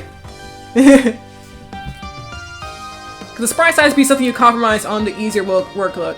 Yeah, I might need to, like, think more of the size of the environment before making the sprites. I don't, yeah, this is possible. But dang, now I gotta make the sprite again. That's demoralizing, but you're probably right for, like, the long run if I make it smaller. But I don't want them to be that small where it's like you can't tell what clothes they're wearing. So it's like, I like how the sprite looks, but I gotta see if I'm willing to like do this for every sprite basically.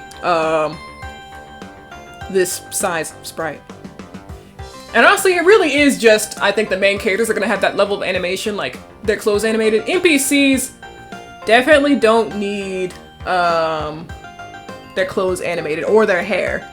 So that's something I know I can compromise on. I can not compromise on. I can work around where do I go from here? What? Oh yeah, down here. Yeah, so the main characters, you know, Tiris' dreadlocks have physics when he walks. This is important to me as a person. But like a regular NPC is not, you know, when they walk, everything's pretty stiff except their arms and legs and whatever like piece of clothing is on their arms and legs. So that's something that can definitely help me. But dang, if you see a character before they're playable and you see their hair's moving, you're like, oh, I know what you are. Join the team. I think that's a funny way to tell who's playable, honestly. Like, hey, I saw that. I saw your hair move in the walk sprite. I think of Look Outside and Fear and Hunger. Their sprite animations are very minimal. I have definitely heard a lot about Fear and Hunger, like as a game. I need to look at that. Because it is also an RPG Maker game. I am familiar with RPG Maker games. And Look Outside is something else. Outside. Oh, Look Outside is also an RPG Maker game. That's beautiful.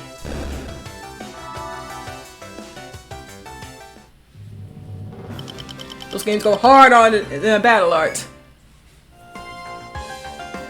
Alright, back to this spot. So I want to go here, like this. I don't know if this is where I want to go. This is a new area, technically, but yeah, I don't think that was... Ah, man, where do I go from here, then? So I'm trying to get here. But, going here doesn't really do anything.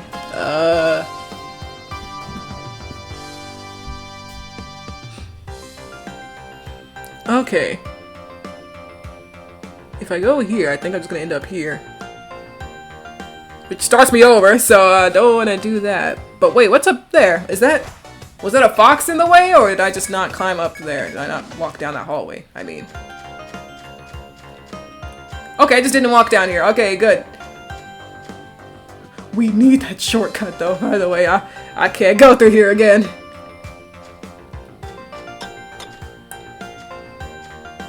It's nighttime. Let me get Pepper and Rumble and Amrita. Y'all are so thirsty. Okay. Go over here. Ow! Ah! Pepper. That looked like it hurt. No, how about night? hood front mortar. I want that immediately going off. Okay. That wasn't enough! Well, now I want knighthood. I don't know, ice. Also, by the way, yeah, let's do that. Knighthood, binary ice, and Cullen the owl. The owl is here! Haha. Okay.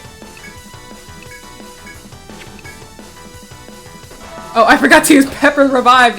That's the whole reason we're here. Waiting in this round. But also, I see Rumble, or I see Pepper doesn't have that much TP. We just healed your TP. What happened?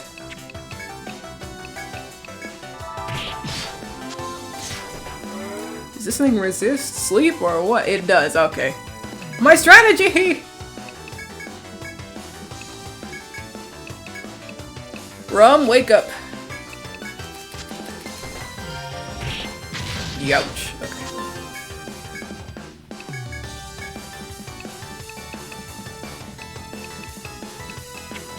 Okay, we will do a knighthood front mortar again. Well, yes. Okay, it doesn't have to be a front mortar. It can be armor piercer. That should do it. We don't have full heal yet, so we'll just boot healing. Alright. Basically, the games I recommend for low-budget, teeny-tiny RPG Maker type games are Look Outside, Fear and Hunger, and Void Stranger. More a puzzle game, though. Fear and Hunger, if you're sensitive to SA, get the SFW mod. Oh, I see. Because Fear and Hunger, I've heard a lot about, like, definitely something I'm interested in looking into. Like, I like looking in the popular RPG Maker games that actually have battles in them, you know? Like, no shade to the horror, you know, RPG Maker games. But it's like, dang. Those are the types of games I'm planning on making. I'm not planning on making a horror survival game. So I do like looking at games that, you know, use RPG Maker, and have their battle systems. Like, I don't know if people talk about Fear and Hunger's battle system is the thing. I don't think I've ever seen people talk about, like, oh, I love the gameplay. You know, it is a lot. It seems like the story and characters are, like, the draw. But definitely still something I want to look into, for sure. Yeah.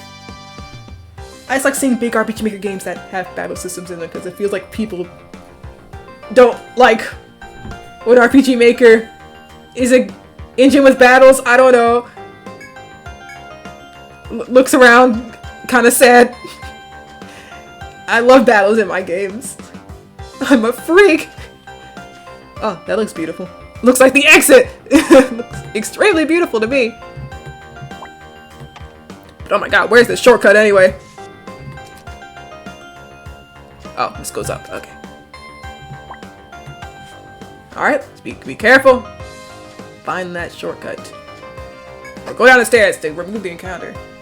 Floor 20, Melody of Eternal Parting. We are here, the final floor of this route. We are probably not doing this today. I have energy, but I shouldn't just be sitting here for the whole time to finish the game. I think next stream being the finale for this part would be nice. It'll give us a little bit more time with the group. That we finish the game, first route, then have the little after party as we usually do in, you know, game completing streams or route completing stream in this case. And then I'll be like, alright everyone, I'll be back and see the then I take my break and we come back for, you know, the next route. Because I've got to put together these cutscenes. I haven't even started on them.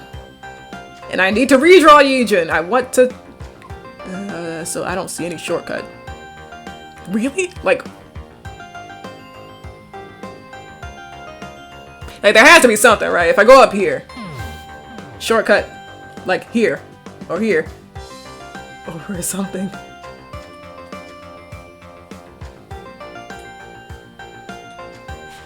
Ah. Let's see, Look Outside, Fear and Hunger have battle systems. Fear and Hunger is so evil, very high RNG to it, and you can target body parts like an EO. OMG, you know, slicks hair back, say less. I love I love the bind system in EO. I think it's beautiful being like, hey, this monster looks like it'll definitely use its mouth. We gotta bind its head. And then the enemies can do the same to you, and it's like, oh, how could you do this? Through trial and error, you learn what body parts are best to take out. Also, you cannot level up. Your stats are fixed and are why every enemy encounter is terrifying. Only items and skills can be used to make it easier. Oh, interesting. Now, where's this dang shortcut? Please! My guild is starving! And they can only be sated by a shortcut. There it is! Alright.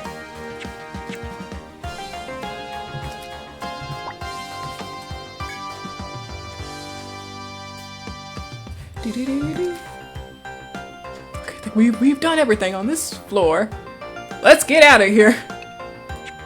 We could use a thread or we could use to market. Thank you, Ray.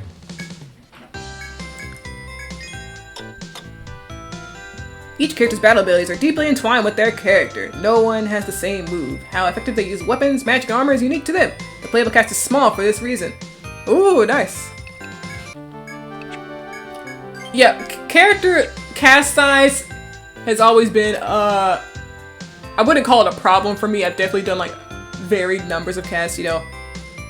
As small as 1 to as many as 6 in the games I've made so far.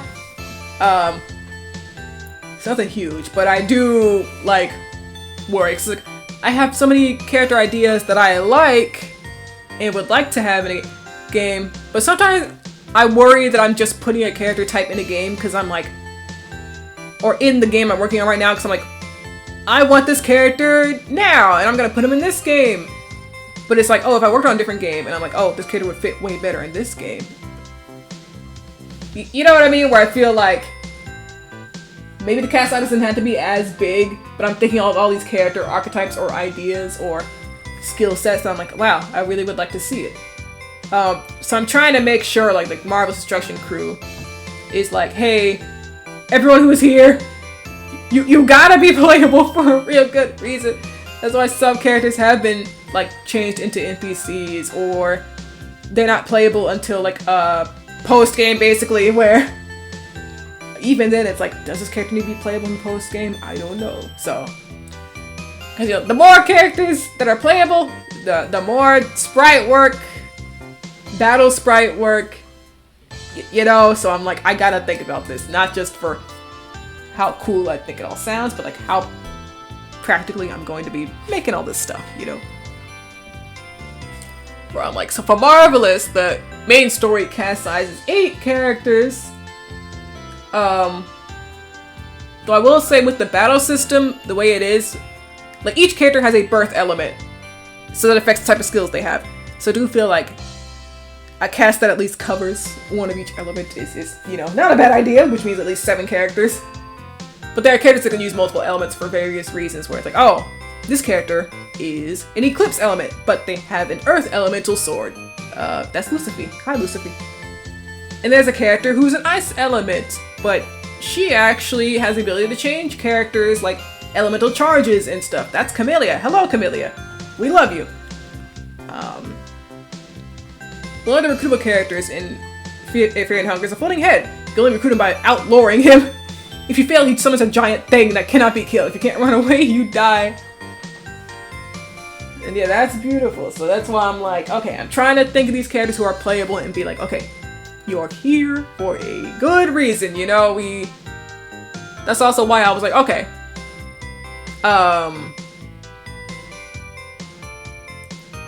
trying to think, for example, Ivan, he's a character who I was stuck on where to put him, like, playable wise, but I realized, yeah, with the way the story goes, he wouldn't be playable for the main story, because for a good amount of the main story, he's like,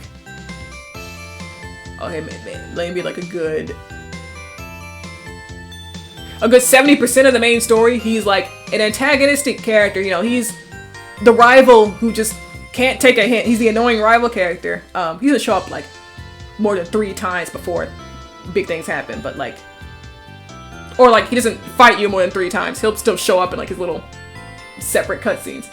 But once the plot, like once something happens in the plot, he can choose. He's like, okay, do I go with them and help them? This is my one chance to go with the Ashen Lotus. OMG. But he's like, no. My kingdom needs me. I can't go with you. I'm counting on your team to take care of things. I'm going to protect my people. And so he's not playable. And I'm like, okay. That's a beautiful story reason, and that's a beautiful, you know, a little arc for him. Going from borderline stalking this guy to being like, no. I care more about my people than you. I like Fear Heart's progression system because you can't be overleveled. Every battle encounter is just nightmarish. Bosses are like the worst things you've ever experienced every single time. Great heavens. So is there anything else I want to do? We did a seed quest, but then I realized I was on picnic, and then we did an actual normal seed quest, and we exploded. So I don't know how well that'll go. We don't have enough AoE.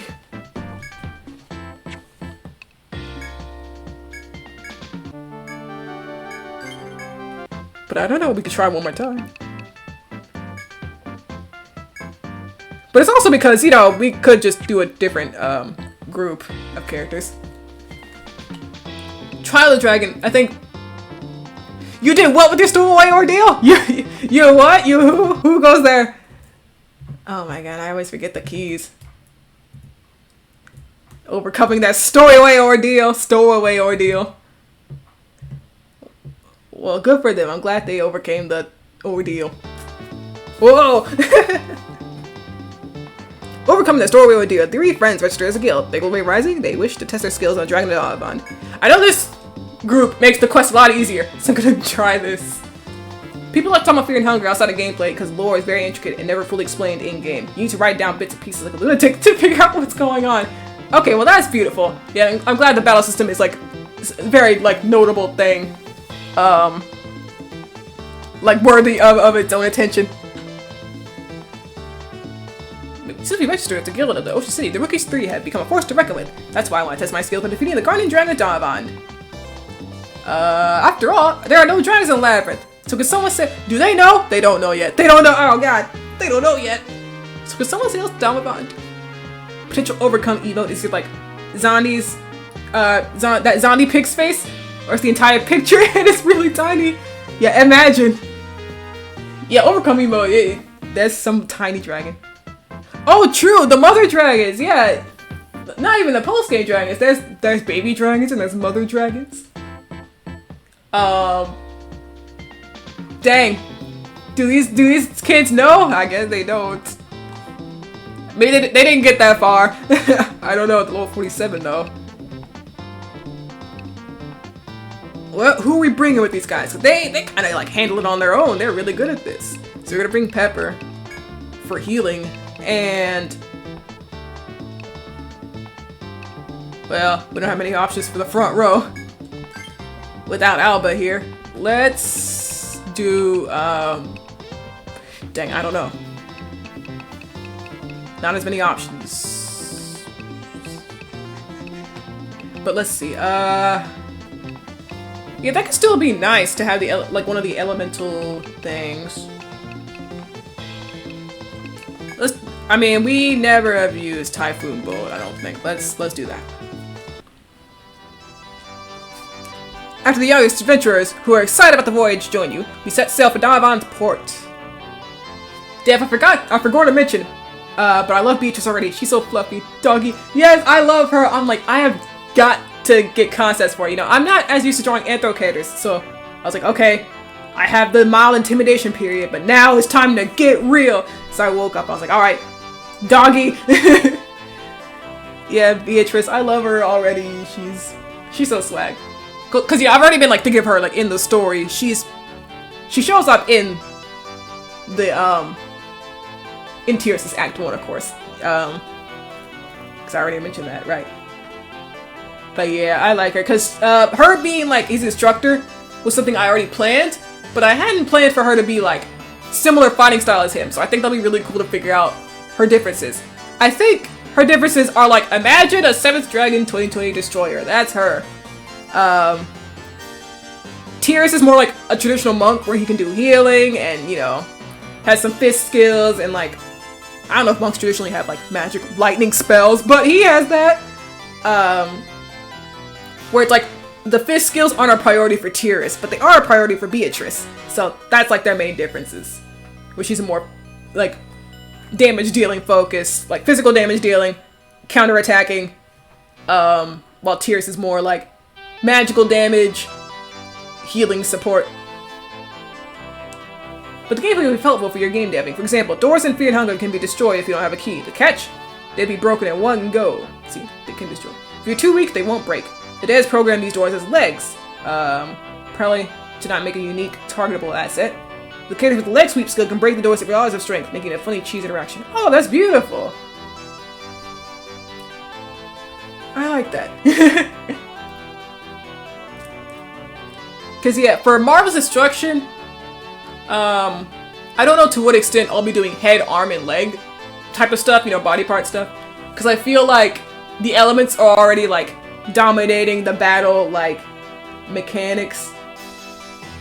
To where it's like, I may not do separate body part. I know it's gonna be a leg seal, because the battle system for Marvel's Destruction is like, I'm trying to think of a popular, well-known game that has this battle system.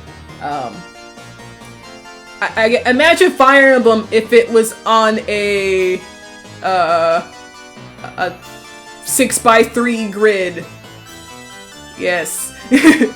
And your characters can move across the grid. But enemies can like lock you in place on the grid. And you have to be on a certain row or column to use certain skills. So if you're on the front row, you can't use like your really big healing skills. Like, no, we need to be in the back row for my really big, cool healing skill. But if an enemy uses like a leg bind on you, you get stuck in the front row. Oh no, I can't use my healing skill. I can't even move. So movement is important in the battle system. So it definitely is gonna be like a leg bind. But I don't know about the arm and head bind type of thing. But yes, there will be leg binding.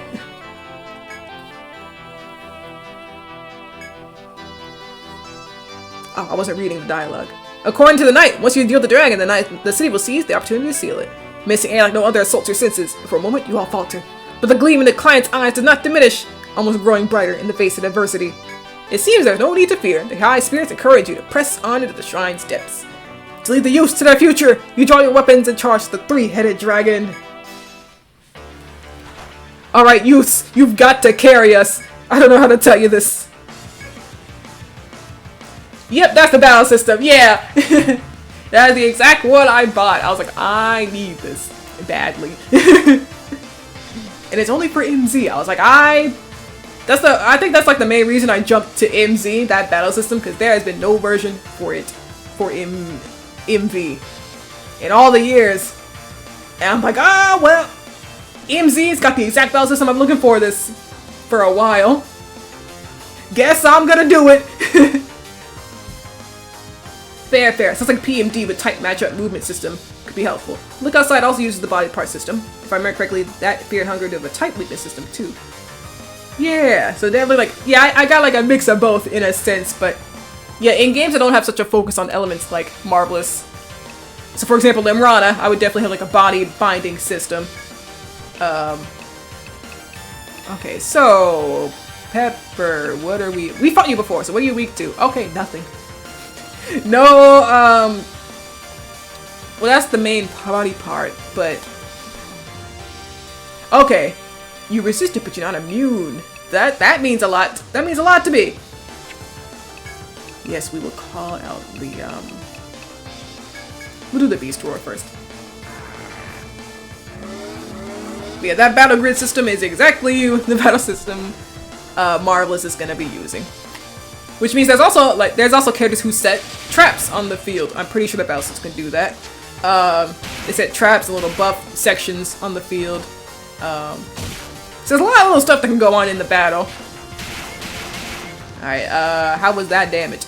Pretty good. Focused a little too much on that one. So we want Protect Order, I think? Yeah, we want y'all healed for sure. I mean, I know that. I want y'all to, kill all the heads at once. Not to alarm you. Your legs have been bound. Oh.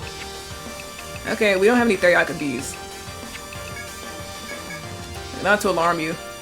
Not to say that you're on your own, but you might be on your own a little bit. We'll try to unbind you, though. Oh, no. No, please. We have 3 kids on the team. No, please. I have 3 kids. Oh, Solaris, we're in it now. Aw, man, look at them. They're all so almost dead. Well, Pepper, I don't know if we can do this. Youch, yeah. Everyone, wake up! Oh, no, they really do just gang up on everyone. Okay, fine.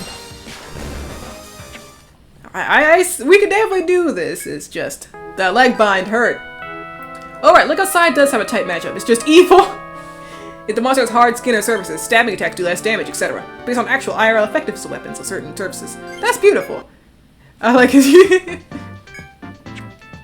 I like that system. That sounds interesting. Alright, let's try it again. I was talking about how cool and easy this would be. Something happened. I would like to have some actual, like, more damage to help them, but we don't have all that. Not reliably, at least. But yeah, we don't have enough people for Aegis. Okay, let's do Typhoon Bolt again. We'll try one more time, and then I'll end the stream. Let's see how this goes. We want... Well, Prevent Order is just ailments, not binds, so, yeah, Attack Order, and... We could try Call Al, like... They resist it, but they're not immune. Yeah, like that guy! He was so tired. He was so sleepy. The curse! I didn't know you could do all that. Mau Mau, don't die. Okay. Don't die explosively. Okay. Yeah, I didn't know you could do ailments, so I guess we do need Prevent Order. At some point. Protect Order is more important first, though. Protect Order, I would like to revive Mau Mau, but we only revive with 1 HP. That's not good, so we need Renekton 2. Oh, Hypno Owl. Nope, Ace is dead. Okay. Ooh, okay. Pepper, we need healing. Line heal. No! Don't do it, please. Someone kill one of these things! Oh my god. Ugh. System is evil because the things that do damage are... So the hard surfaces, they're weak to crush damage. What deals crush damage? Teeth! Teeth from a tooth boy who grows teeth endlessly. And has cooldowns based on the teeth on his body. He's an 8-year-old! His entire family turned into teeth. He's the one who's much to think about. What in the world? Teeth from a tooth boy who grows teeth endlessly is a crazy sentence. I said one more try, but I'm feeling one more. I got one more in me. Dumbavond. We're back. It's us again. Well, okay. We know you can do a lot of things, really. And your binds, you don't really get affected by binds. Not really. You resist head bind, but you're not immune to it. I don't know. But yeah, I guess we're doing Prevent Order. Prevent Order and Beast Roar.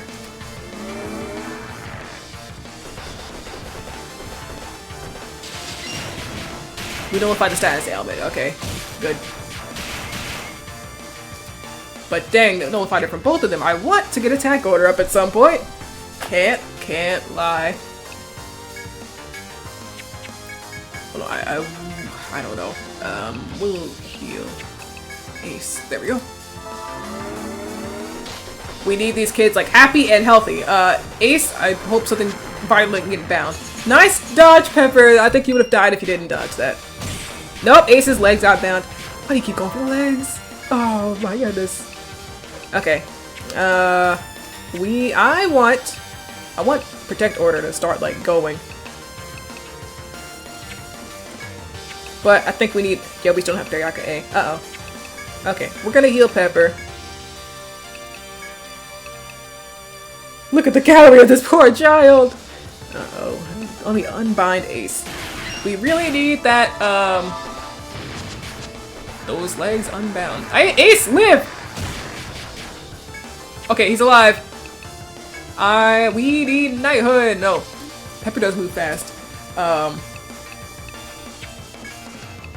We'll do protect order and healing. Or medica too, really. Pepper, uh-oh. Oh, no, Ace! Your ailment, your bind resistance is... We do have fedoras. We should use those, I think. And let's heal backline. I hope it doesn't start glowing. Okay, it didn't. Dang, well, they are almost dead. Really, actually, think about it, they are almost dead. Kids. No, they don't move fast enough. Okay. Uh-oh, well, we didn't get... Ah, dang. Well. Let's protect order. And resurrect Ace. This is the problem. Pepper, I didn't think you would need levels and resurrect so badly, but you kind of do. If only Yijin were here! Oh, that's the next route shenanigans though. Oh my god, Yijin, can we break the rules once and just have you here? That'd be cool. But everyone's alive right now. Let's protect order. I want Beast Roar. I want that attack lowered. And that wasn't enough. Are these magical attacks? Probably. Yep, we couldn't even cooperate for Typhoon Bolts! We only have a Nectar 1. That's not saving Pepper. I'm gonna need the youth to step up! Oh no. Sorry kids, we're not built up in no proper manner. Take care of this! Like, who should we bring down? I mean, the binds! And it's like a bunch of chip damage, but then eventually they lock in for one big crazy attack. So it's a lot to think about when it comes to like what team members we want without resorting to Yijin. He's always my resolution. I always am like, oh my god, we're facing a problem. Who can I bring? My beautiful monk? Yes. But okay, yes, that is it for today's stream. Thank you all for coming, and Cactus, thank you so much for the game development discussion. I am prepared to discuss further over Discord whenever you want to. That was beautiful. It's given me a lot to think about. Yes, thank you everyone for coming. Hopefully next week, either Wednesday or Thursday, I'll be able to stream again. Next stream will be the last for sure. We are on floor 20. I mean, the last for this playthrough. We are on floor 20. We just get through the floor and fight the final boss, right? Easy enough. So yes, thank you all for coming. I will see you next time. Goodbye.